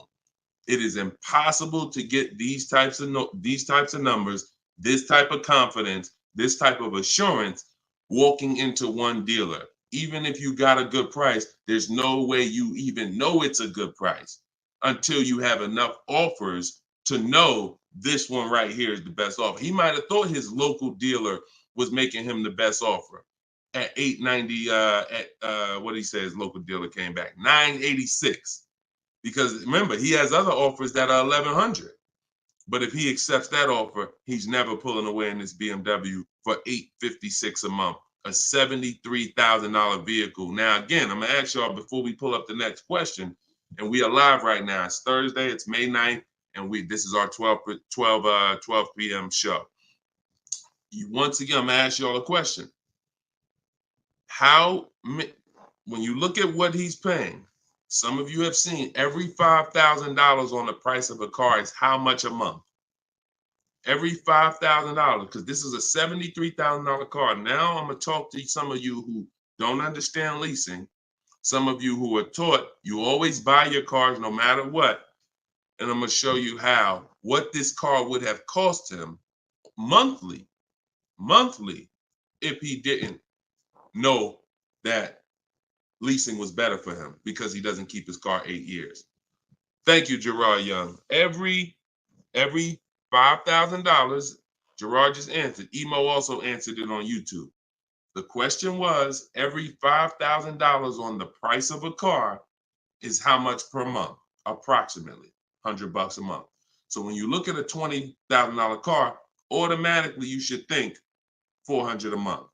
You're looking at a $40,000 car, that's $800 a month. You're looking at a $50,000 car, that's $1,000 a month. 5 years on a 5-year loan. You're looking at a $70,000 car, y'all. That's $1,400 a month. $1,400 a month. His car is $73,000. Not to mention, there's people right now that are driving this same exact car Teddy got, same exact BMW, $73,000. They're paying $1,400 a month. He's paying $856. Are y'all getting this? Are y'all getting this? So my book is in my TikTok bio. Click the link there. You can get it for 75% off. You won't pay the normal $97. Go ahead, Dolan, shoot the next question up. Instagram, you guys can go to my Instagram bio and get your copy for 75% off. And it is a step-by-step formula for how to get these deals. That's everything I talk about on these shows. Go ahead, Dolan. Shoot the next one up. Leo, I've been selling cars for 20 years. This young man is speaking the truth. Man, I appreciate it. See, and this is what the 20% of dealers do. The 20% of dealers have no problem, admitting the systems that we teach are better. Because we're not trained as car salespeople. Sometimes you think car salespeople are really trained. The only thing we're really trained on is negotiating and how to get you to say yes. We're not trained in finance, not trained to teach you about leasing. We're not trained to teach you about negative equity, depreciation, all this stuff that we should be trained on because you're buying a depreciating asset. We should be telling you, listen, based on our financial training, if you're not keeping your car 8 years, your best option is going to be to lease. Because when you buy your car is going to go down in value so much over the 5 to 8 years you have it. If you turn around and replace it, you're going to lose all that money. Your car is going down in value way too much over 5 to 8 years for you to turn around and replace the car right after that. You need to keep it after that. That's when you keep it. 8 years of that's when you keep it, because now you're like, man, I put all this money in this car. Yes, it may not be worth what I bought it for, which was $40,000 8 years ago. It might only be worth $10,000 today, but I'm gonna keep it now because 3 years from now, it's gonna still be worth probably $8,000. It might be worth 10 today, but because it's 8 years old, in 2 more years, it'll be worth $8,000. I'm not losing that much money anymore. You are not winning with buying cars until the car is not depreciating that much anymore and you still own it. Okay? If y'all clear with me on that, just tap the screen. Run the likes up on TikTok if y'all are getting what I'm telling you. If you're getting what I'm telling you, hit the like button. If you're on Instagram, if you're on YouTube, if you're on Facebook, hit the like button if you're clear on what I'm telling y'all. All right, let's move on to the next question, Dolan. Okay, I like to make sure you guys are actually following the conversation. So you have to actually respond and let me know you're following it when I ask you a question. All right, this one's Glenn over on YouTube. If your car lease is up in 6 months, how do you go about trying to sell your lease? Well, the first thing you're going to do, first of all, this is a great question.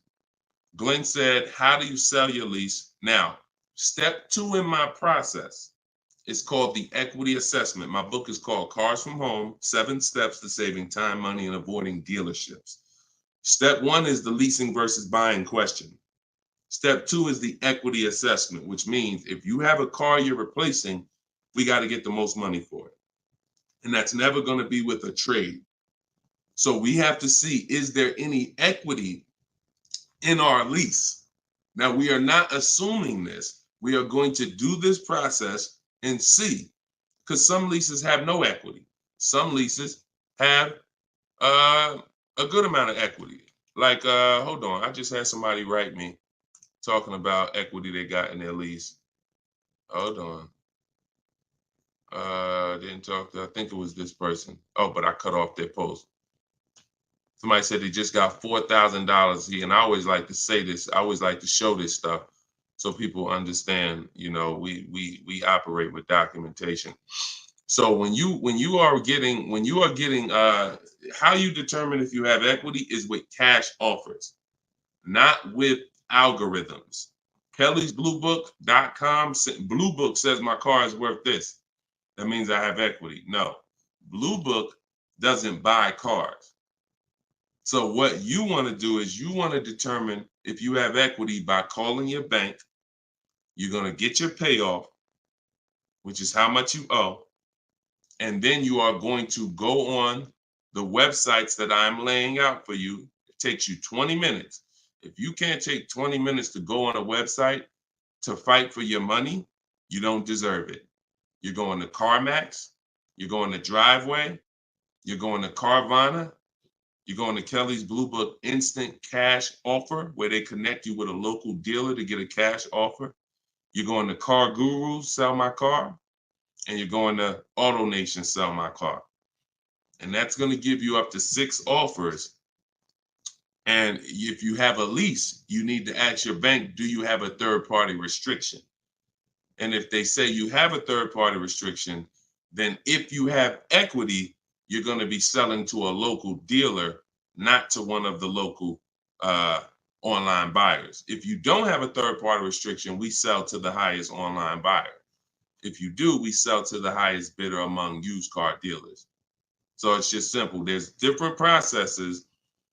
I don't teach one size fits all car buying. So some of you who have a lease with a third-party restriction, you're going to use one strategy. Those of you who don't have a third-party restriction, you're going to use a different strategy. Those of you who don't have any money you owe on your car is paid off. You don't need to call your bank. You just need to go on those websites and get the offers. So, and when you're on there, if you have a lease, there's going to be a part where it says, is your car owned, financed, or leased? You want to put owned. It's very important. Don't put lease because it triggers something in their websites. So that's step 2. I go over this thoroughly in my book. This is called the equity assessment. You can't, listen, you need to get bids. Bids. That is my favorite word, that multiple offers. The reason why you are not saving the money that you could be saving is because you're not getting bids. The reason why you don't have the confidence when you leave a dealership that you got the best price is because you're not getting bids. It's very simple. Start getting bids and you're going to save more money and make more money selling your cars. And you'll see why we don't trade in cars. That's the equity assessment. Okay. Step 2 in my book. Go ahead, Dolan. Shoot the next one up. All right. Yep. Wanda said my last lease had 5,000 in equity on TikTok. Amen. I sold the lease a couple years ago when prices were super high. I made $10,200. My mother did. I made $9,000 on my Jeep Grand Cherokee. That was in 2021, I believe, 2021. Yep. It was ridiculous money. So the 9, 10 grand, 12 grand lease, those are not really there anymore. But we still see people that are making 2 and 3 and 5,000 for sure. Rudy on Facebook, how are you? Good afternoon, Deshone. I'm new to the live stream. Welcome. Who's new to the stream? If this is your first time here, type 1. Type the number 1 if this is your first time here. I'm looking for a 2020 SUV, Mercedes GLB 250, 4MATIC, less than 20,000 miles. Drives over 120. I see you, Yvette. Drives over 120 miles daily. We have been looking in different car websites. Still haven't found one that matches our max of 30K. Any suggestions? We live in New Hampshire. We've been looking in Massachusetts as well. Should we be expanding our searching area? Thank you for your help and keep up the great work. Absolutely. Yes, you should be expanding your search area. If you're looking for a 3-year-old vehicle with less than 20,000 miles, right now, you got to look at the age of the car. When you're searching for a used car, you got to remember a car comes out the year before the year we're in. So if a car is a 2020, it was released in 2019, most likely, which means you're calculating the age based on then. So if you're looking for a car that was released in 2019, and right now we're in 2025, you're looking at a car that's 6 years old. If you're looking at a car that was released in, 2022, and we're in 2024, then it's 2 years old. So you need to look and say, okay, how old is the car I'm looking for? And then we can look at the mileage.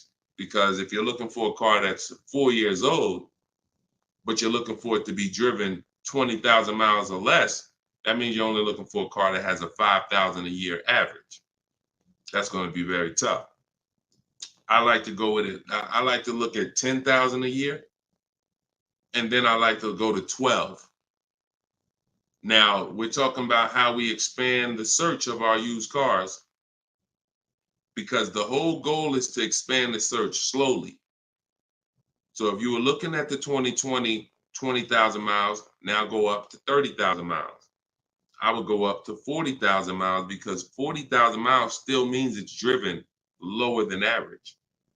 Just to show, so average miles is 10 to 12,000 miles a year.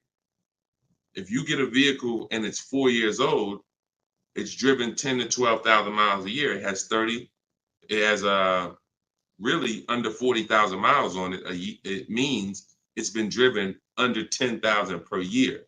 So you're really looking for the mileage. It's the mileage that I think is really going to limit you. Now you could expand your search wide, like you said. There's many ways to expand it. You could go 100 miles out. You could go 200 miles out. You can go 500 miles out. So but you could also expand the search by lowering the mileage threshold and saying, all right, I'm looking for something that has, under 40,000. If it has 36,000, 38,000, 30, I'm good with looking at those. And I think that's going to give you a lot more options, considering how old the car is and how many miles you're looking for it to have. That's way, way, way, way, way below average driven miles. Way, way, way below. And when you have just, you're looking for a car that's only been driven 5,000 miles per year, you're going to have a harder time doing that than looking for a car that's been driven 10. So once we do that, we're still narrowing it down in other ways. Carfax title history, service records, accident history, verifying there's no fake fees. So we have other narrowing down processes. Then we get the new window sticker to make sure, because you can't know you paid a great price without knowing what the original price was. Who's bought a used car in their life? Type the letter U. Type the letter U, and I'm gonna before Dolan pulls up the next question, I want to make a point here to how just not having strategy, you guys are missing the things that you should be using to determine if you're getting deals. Yvette, I see you. Okay. Richard on Instagram, I see you. Leslie on TikTok, I see you. Alex, I see you. Derek, I see you. Harold, I see you. Kathy, I see you. Okay, so let me show you something. When I was buying my Infinity truck, all of the trucks we were looking at were white. All of them were priced between 30 and 32,000 as a used vehicle. 30 and 32,000. So if I narrowed it down, the top four I was looking at, they were all white, black inside, between 30, 32,000 price. Similar miles, one may have 26,000 miles, but the highest one has 36 similar miles. So I'm narrowed this down. Now, this is where many of you you don't have the information to make the right decision, because the determining factor of which vehicle I chose was based on the brand new price. I'm gonna tell you exactly how this went. Once I got the brand new price, I got the brand new window sticker on all of these cars, I was able to see that one of the cars brand new was 46,000. One of the cars brand new was 48,000. One of the cars brand new was 52,000. And one of the cars brand new, which is the one I ended up getting, was 54,500. It was a special edition. It has all of these features on it, has all these packages. It has different rims. It has all these different things. Now, if I would have picked the other ones, because the asking price was lower, I would have made a horrible decision. Paying 31,000 for a car that was originally 46,000 is nowhere near as good of a deal as paying 31,800, which is what I paid for a car that was originally 54,000. This is what I call in my book the true value percentage. The true value percentage discount is what the vehicle is being sold for relative to what it was when it was new. So picture this, if the vehicles that I was looking at would have only had the true value percentage discount on them, it would have made it even easier for me to choose, because the one I picked would have said 42% off the brand new price. The ones that I didn't pick would have said 38% off the brand new price, 36% off the brand new price, 32% off the brand new price. So when I look, true value percentage is literally that. And that is something we created. See, a lot of what we teach, we didn't learn it, we created it. So you are getting things that, why can't I find what Deshone teaches in other places? Because God had me create it. So you're not going to find it from other people. You're not going to find the 8-year rule for leasing versus buying with other people. You're not going to find the 1.5% rule for bad lease deals with other people. You're not going to hear them talking about this true value percentage discount when we're looking at used cars, because we created all of this stuff to regulate the industry for people who will use it. So if you guys want everything I teach in one spot, you can go to my TikTok bio. As long as you get there before the 30-minute timer goes down, you can get your copy of Cars from Home, my digital book, for 75% off. Go there. You won't even leave the broadcast. Get your 75% off. It'll be in a few minutes, and you can use this stuff for the rest of your life. Same thing with Instagram bio. And if you're on Facebook or YouTube, we have a comment in the comment section for you guys to get your book there, and you can use it. And if you're on a TV watching us, then you can just scan this QR code with your phone, and you can get your 75% off. $97 is still a great price, even if you missed it and suffer. Get your book full price. If you missed the countdown, that's fine. But the money that you're going to save is going to be dramatically multiplied versus what you spend on this book. Okay, Dolan, shoot the next question in, y'all. We are live. This is our Thursday, May 9th show, 12 p.m. So whenever you don't see the banner above me, that means we're actually live, and you guys can type your questions, and we'll try to bring them onto the show. Helena, what do you consider a good interest rate? Well, this is a relative question. It's the same question you're asking when you say, what do you consider a good discount off a car? How much should I pay for this car? We only pay when someone wins the bid. So we teach something called the bank bidding war, which I also created. You have been taught that, don't let these dealers run your credit, or always get, who's been taught any of this stuff? Always get your own pre-approval You know, never use the dealer's banks. Never, you know, all of this stuff. Any way. We teach a process that the credit bureaus allow. The credit bureaus allow us to have an unlimited number of banks and credit unions run our credit with a hard pull, as long as it's within a certain period of time. As long as it's within a certain period of time, when that time expires, they are going to have that weigh on our credit as one hard inquiry in terms of how it affects our score. See, normally when you have a bank run your credit with a hard and then another one, and then another one, each hard inquiry affects your credit.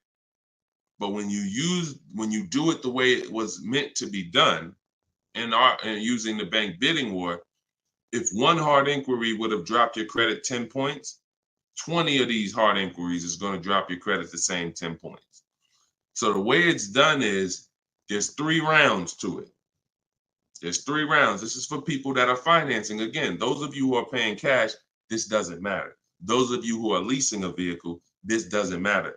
That's why having access to car buying advice that's not one size fits all is what you need. Because typically, if you only pay cash for cars and get used cars, that's what you're going to teach people.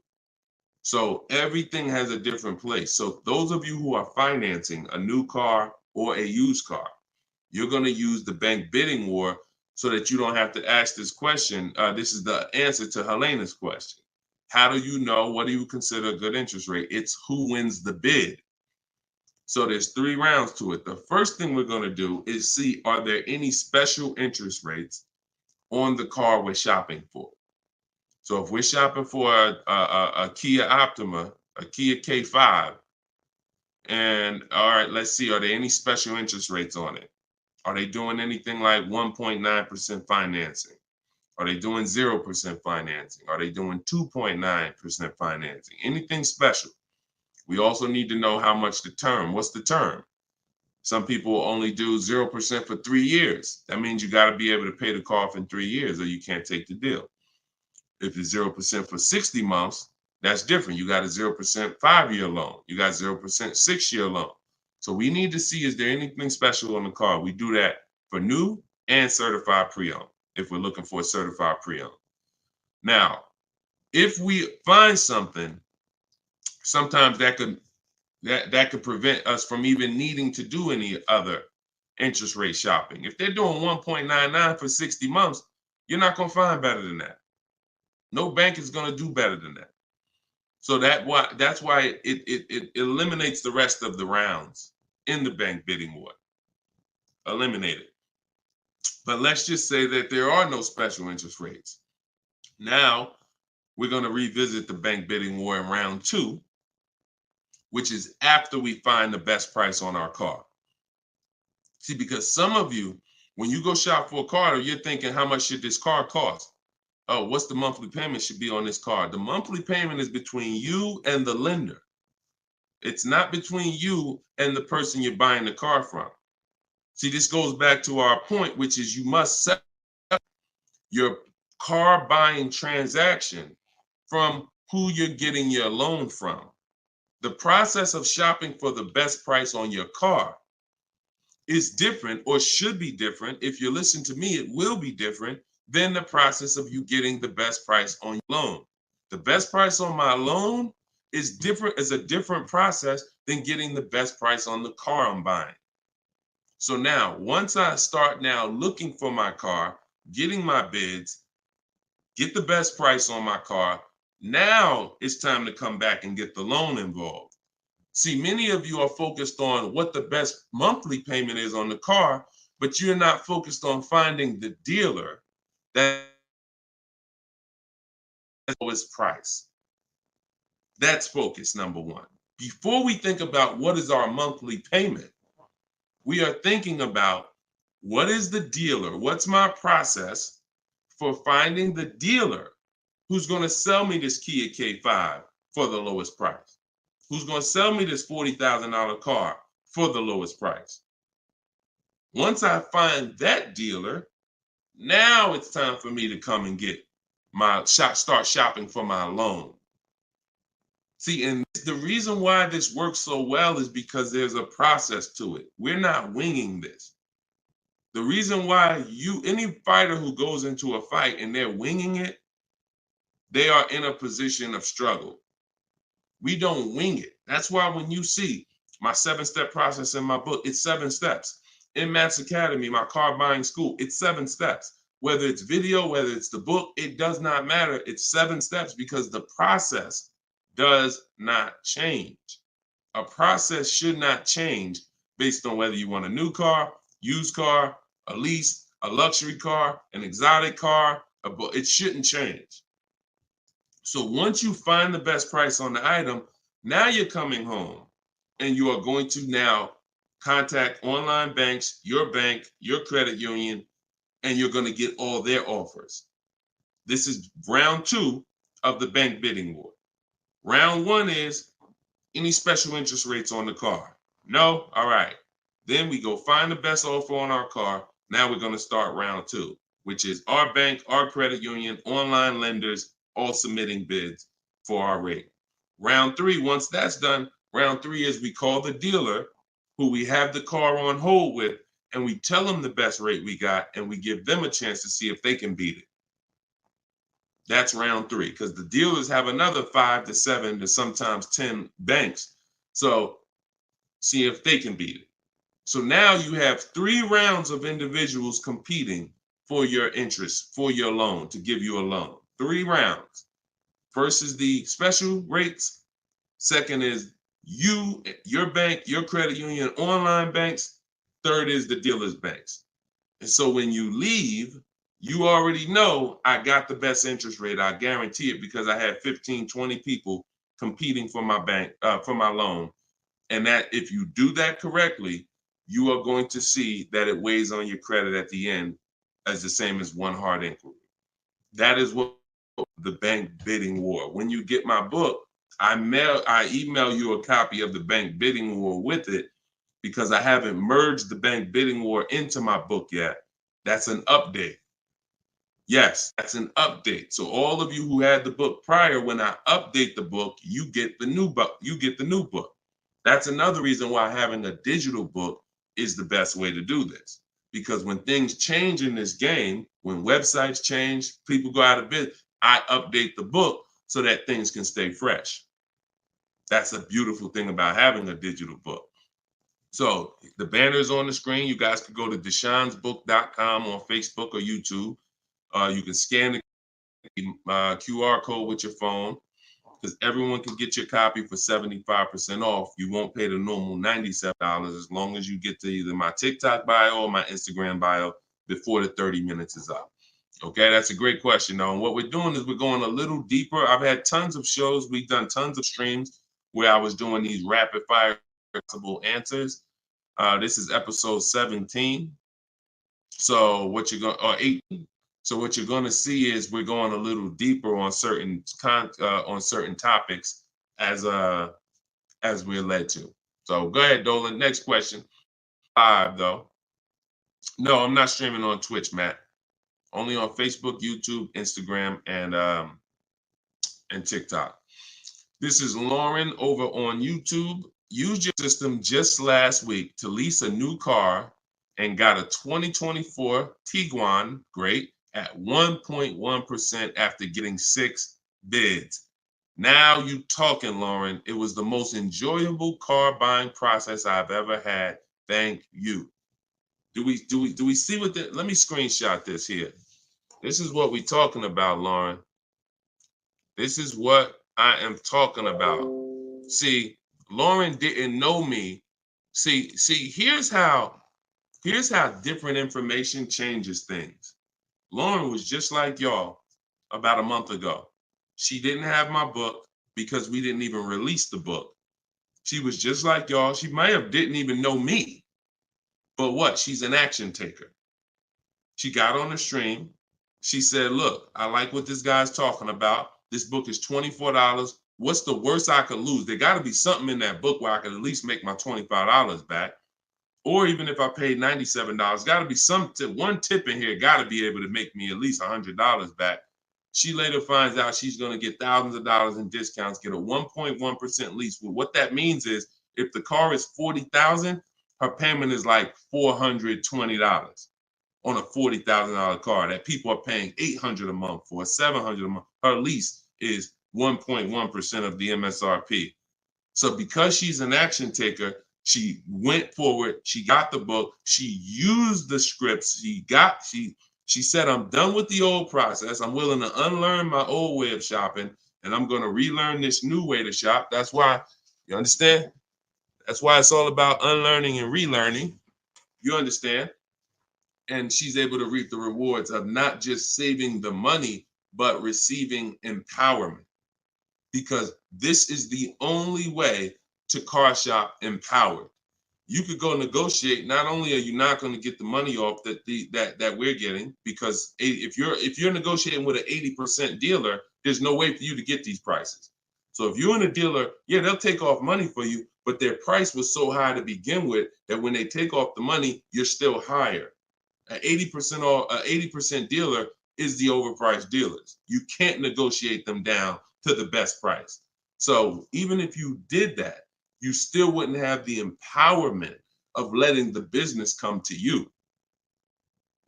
See, you're empowered when you're sitting at home and the business is coming to you. You're in control. And the only way to do that is with bids. So congratulations, Lauren. Enjoy your new Volkswagen. Beautiful vehicle. And I'm so glad to hear that you trusted the process and you have reaped the rewards. Congratulations. God bless you. All right, Dolan, go ahead. Throw the next one up. We are live, y'all. This is our Thursday, May 9th, 12 p.m. live stream. So if you don't see the banner over my head, we are live. You can ask your questions. We'll try to get them in the show.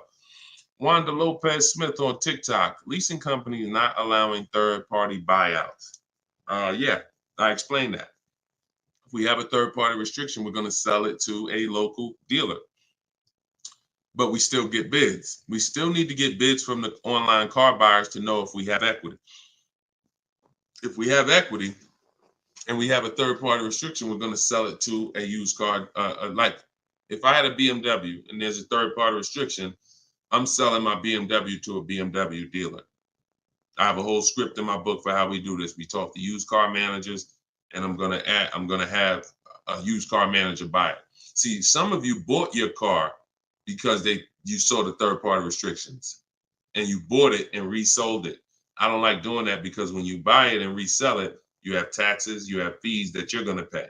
When you sell to a local dealership, sometimes they don't pay the taxes and there's no fees.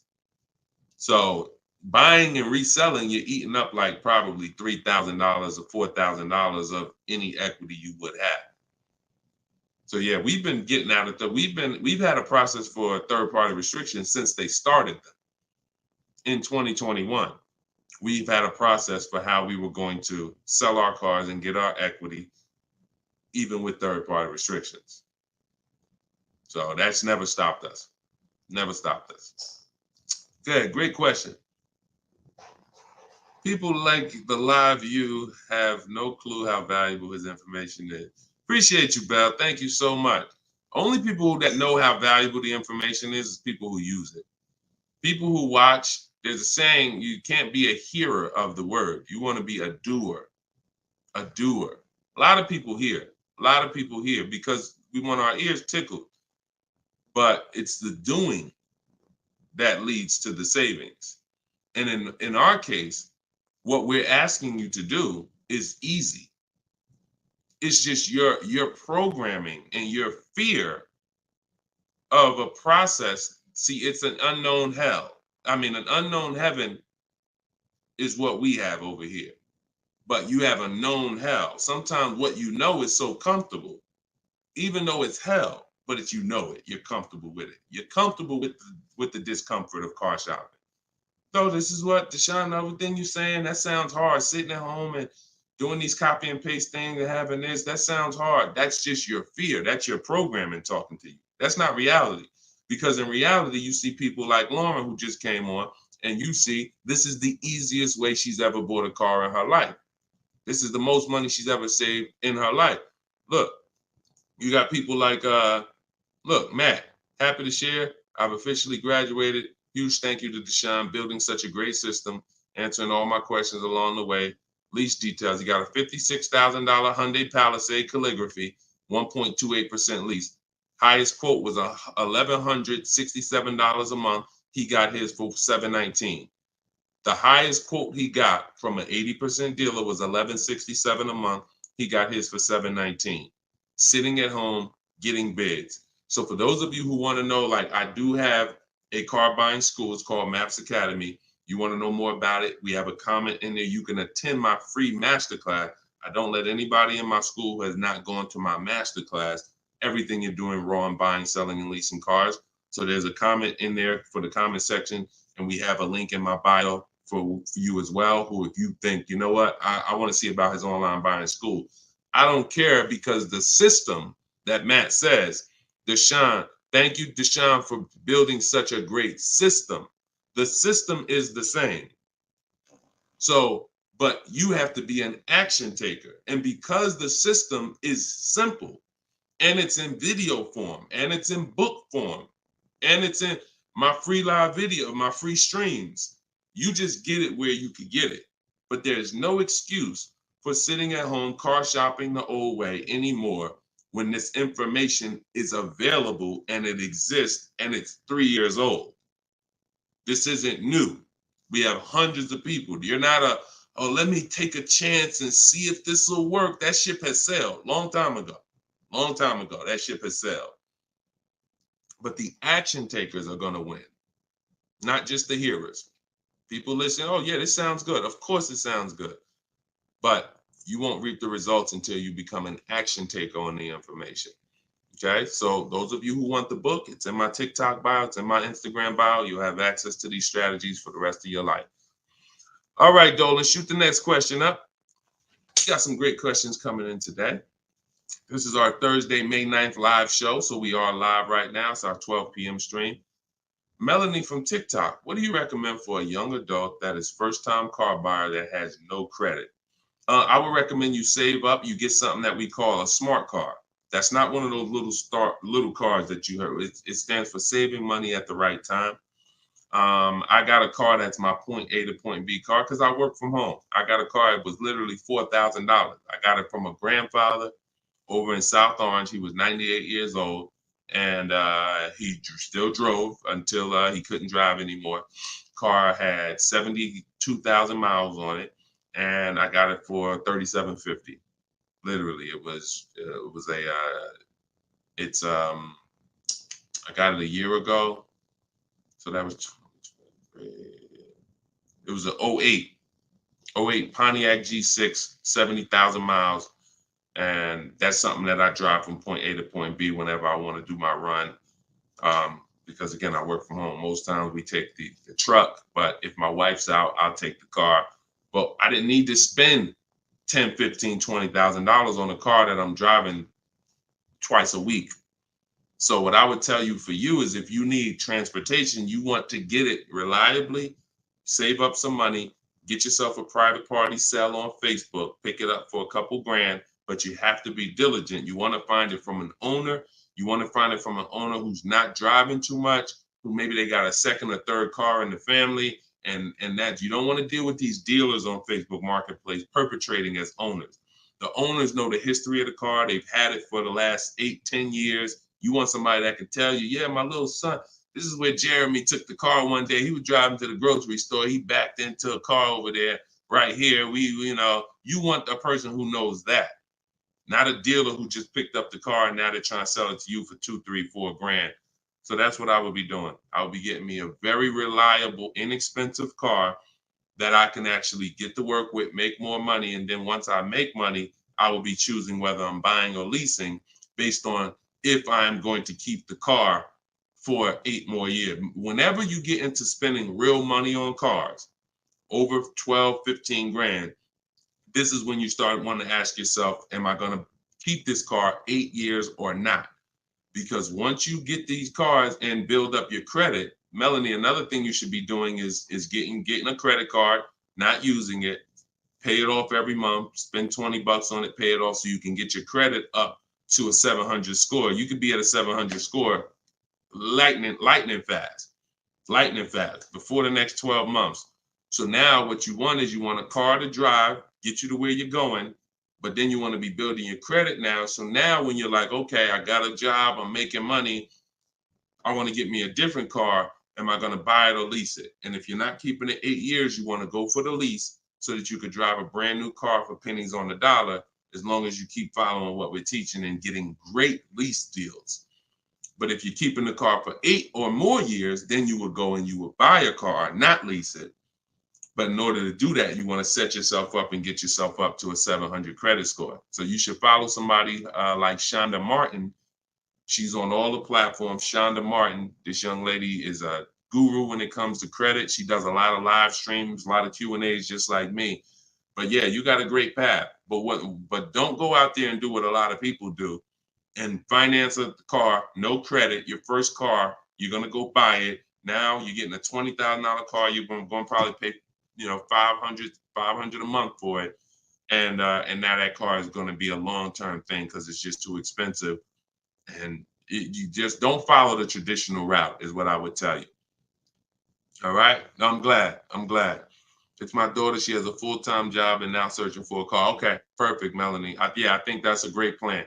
Because the thing about that car that you're going to get for Facebook Marketplace is whenever she decides that she's ready to finance or lease a car, she can sell that car and get all her money back. If she finds a great car on Facebook Marketplace for $4,000, $5,000, you guys can sell that car and get the whole $4,000 or $5,000 back. You'll get 80-90% of it back. And I like to get whenever it's going to be a short-term thing, I don't want a car where it's going to be a burden to me later. We want to get a car that does the job now. I know with this Pontiac, whenever I choose to sell it, because I'm actually going to get a car. I've been waiting to get a vehicle that I want for a number of years. And when I do go get that, I'll sell this one, but I'll get everything back that I spent on that car. I'll get it back. So it's just strategic. It's a great way to move when you know these cars are not costing you money. You're breaking even on them, and it's just great. So that's what I would say, Melanie. That's what I would do for my own daughter. Okay, go ahead, Dolan. Shoot the next one up. We are live, y'all. We're going to try to get through as many as we can in the show. Type your questions. This is our Thursday, May 9th show, our 12 p.m. broadcast. So, Sir Francis on YouTube. What's the best source for an accurate valuation to determine if purchasing a used car is a good idea? I don't go by that. The only way purchasing a used car is a good idea for me is if we're keeping it at least 8 years. That's it. If you're not keeping it at least 8, are you keeping the vehicle at least 8 years?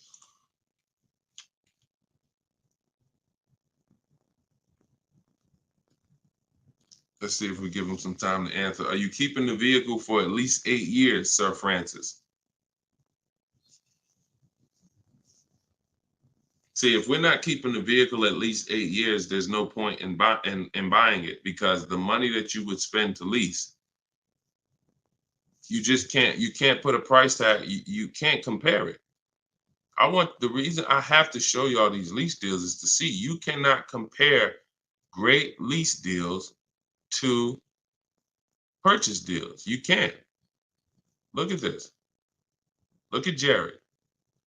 Jared followed the leasing like a boss system. The leasing process went quick and exactly like you said it would. Sent the emails. We had multiple offers to work with. Trusted the process. Used the scripts. Got the lowest offer from $565 a month down to $520 with a counter offer. Look. That's probably a $40,000 vehicle. I don't have it up in front of me because I cut the rest of his post off. But look, 1.28, $56,000 vehicle. Even if you were buying a used version of this. So let's just I want to show you this. Let's just say instead of leasing like Matt did here, he got a $56,000 vehicle for $719 a month. We already know with $1,000 every, with $100 a month on every $5,000, this $56,000 vehicle is about $1,100 a month. Every 5,000 bucks is a hundred bucks a month on a 5-year finance. So $56,000 vehicle, we're looking at literally $1,100 a month, $1,100 a month payment. Let's just say though he bought this car used. He didn't understand leasing. He found a used one. So instead of 56, let's say he gets one for, you know, let's call it instead of 56, he gets 26 grand off. Let's say he gets it for, hold on, let me do percentages. I don't know why I can't do math right now in my head. Let's say he gets it for 38. Let's use something that's really conservative and good. He gets it for 38. So a $56,000 Hyundai Palisade, he finds an incredible deal on a pre-owned one. He gets it for 38. Once his taxes go in, he's at 40. What's his monthly payment, y'all? If every $5,000 is $100 a month, what's his monthly payment for 40? See, it's all about no money down. If you notice, every time we're comparing numbers, we're not putting any money into the deals. See, when you're not putting any money into the deals, you can easily compare the deals. That's why all we do is shop with no money down, because it's easy to compare the deals.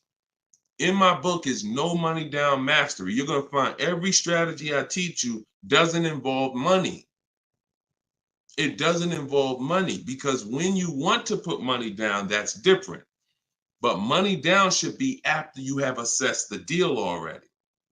So, those of you who want your copy of Cars from Home, 7 Steps to Saving Time, Money, and Avoiding Dealers, go to my TikTok bio now, get your copy for 75% off. Go to my Instagram bio, get your copy. But look at this. I'm asking y'all, what's his payment? Let's see if we got anybody that chimed in. If he didn't get this brand new one, if he didn't get this brand new Hyundai truck, he got a used one. So instead of 56,000, he got his for 38. Great price. He found one for 38,000, low miles. Now taxes are in, and he's financing 40,000. What's his monthly payment?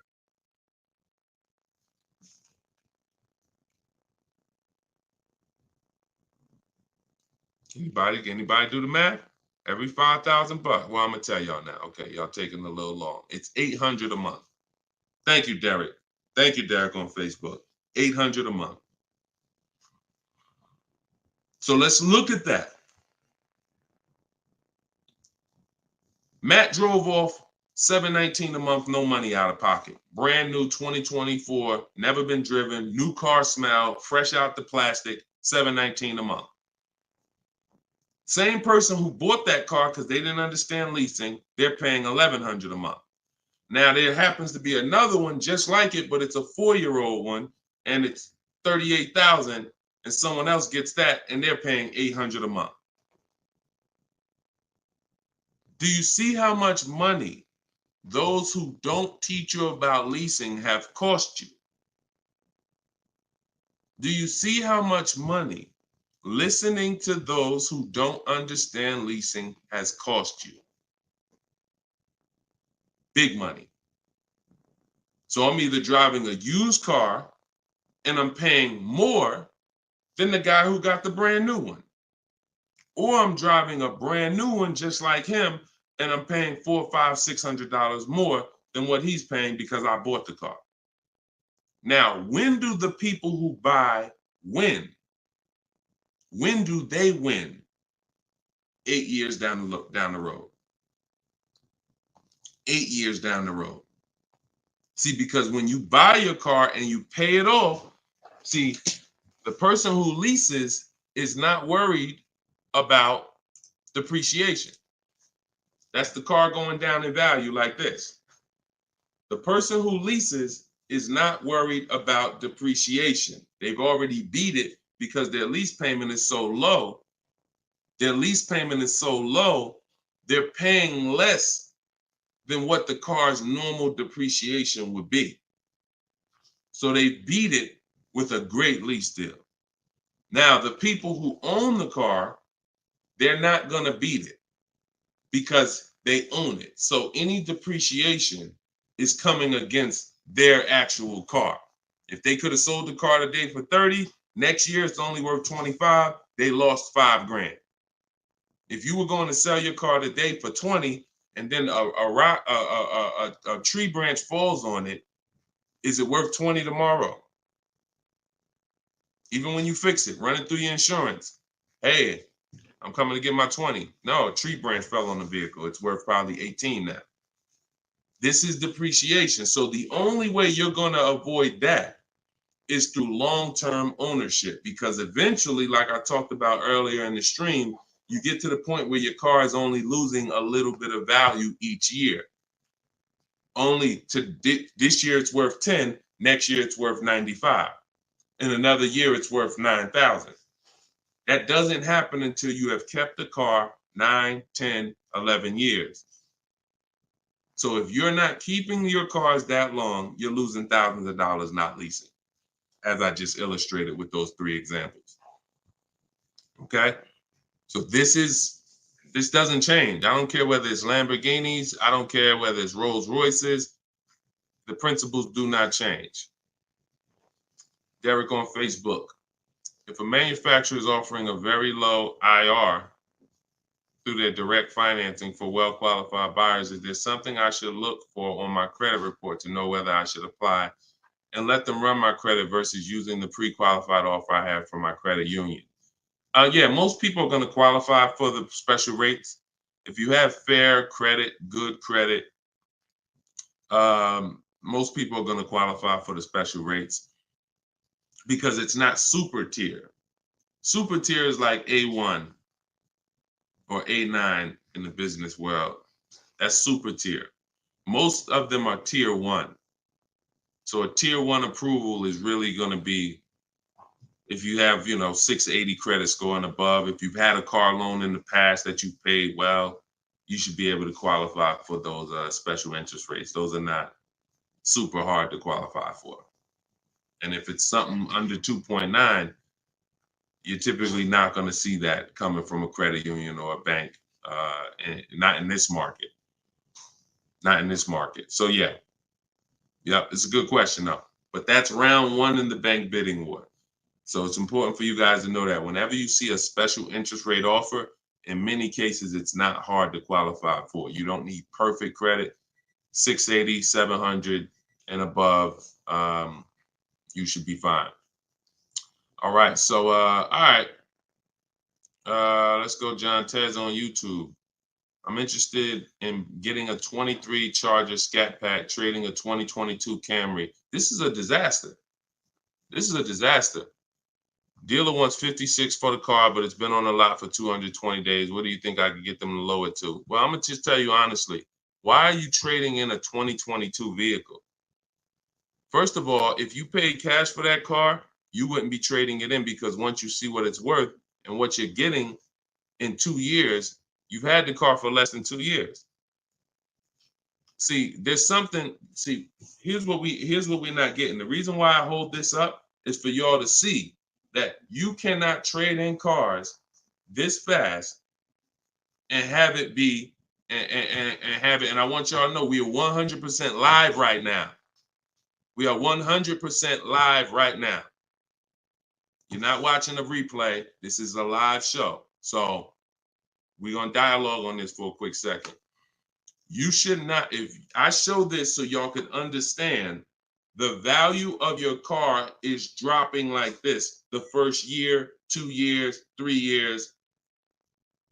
You think that you could buy a car here for $35,000, turn around, trade it a year later, and it's only worth now $27,000, and you're just going to flip and take that $7,000 loss in depreciation.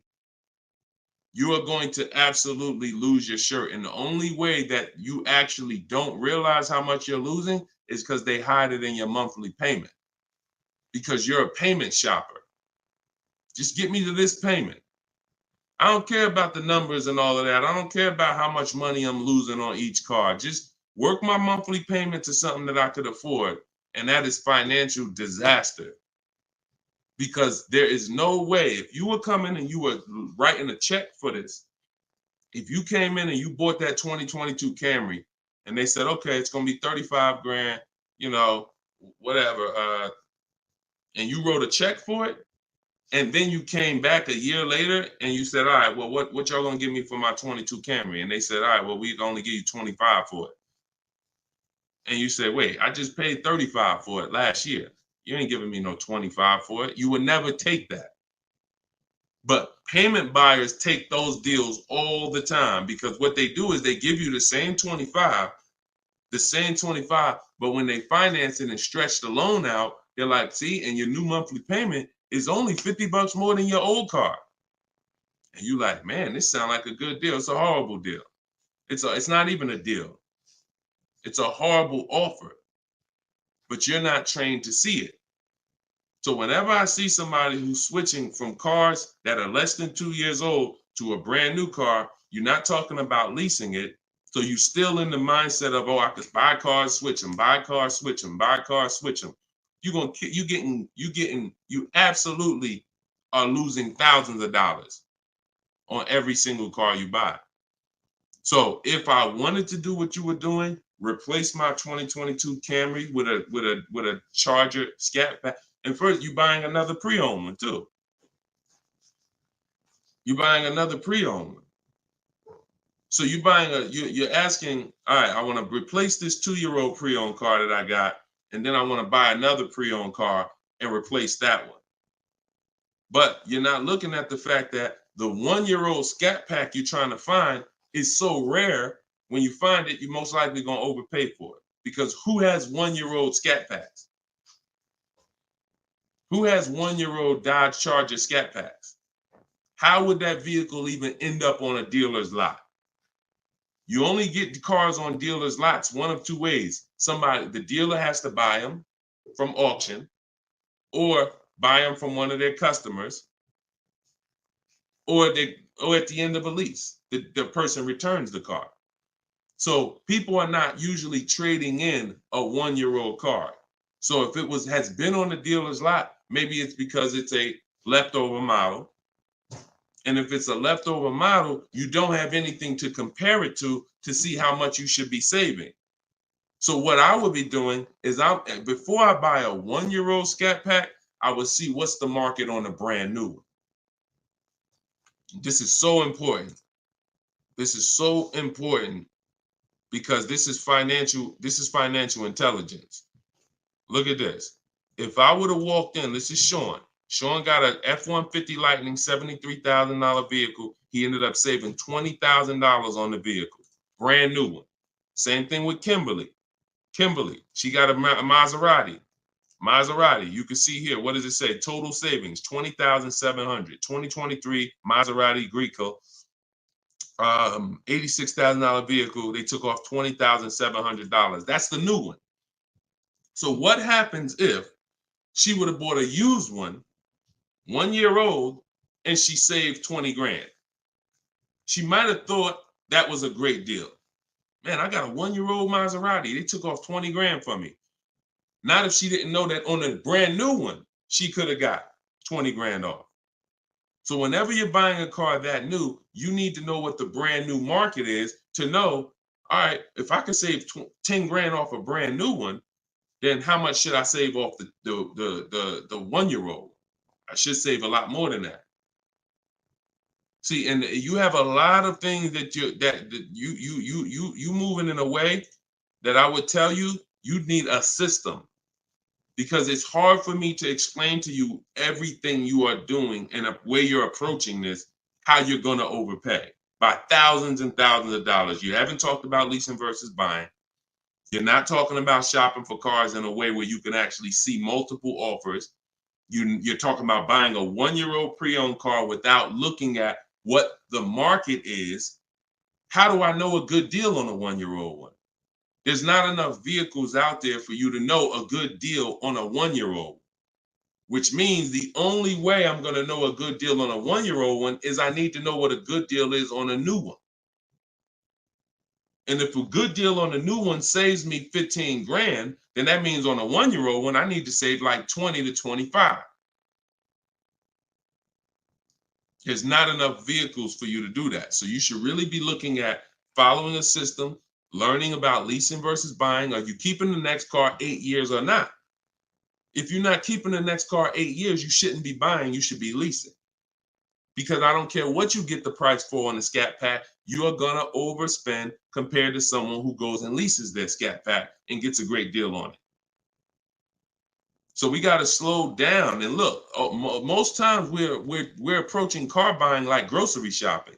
We trying to get our car deal done the same time as a grocery shopping visit. 2 hours, 3 hours.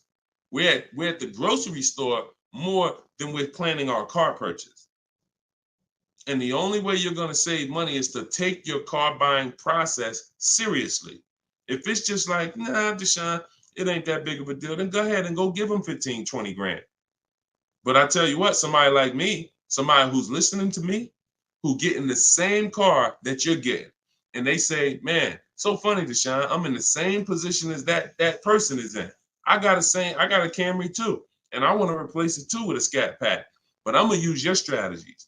I'm gonna assess my old car, get bids for it. I'm going to determine leasing versus buying, and then I'm gonna shop for my car. That person will save 5 to 10 grand more than you, minimum. Minimum.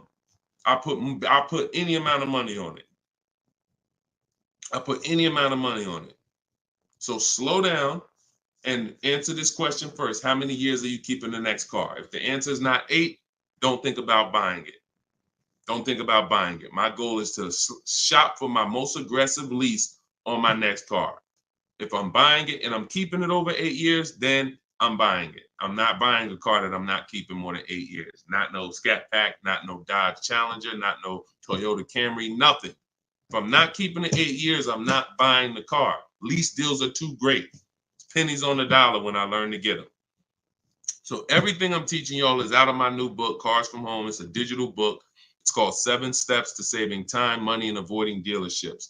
You can get your copy for 75% off in my TikTok bio. The price of the book is $97. That is the price.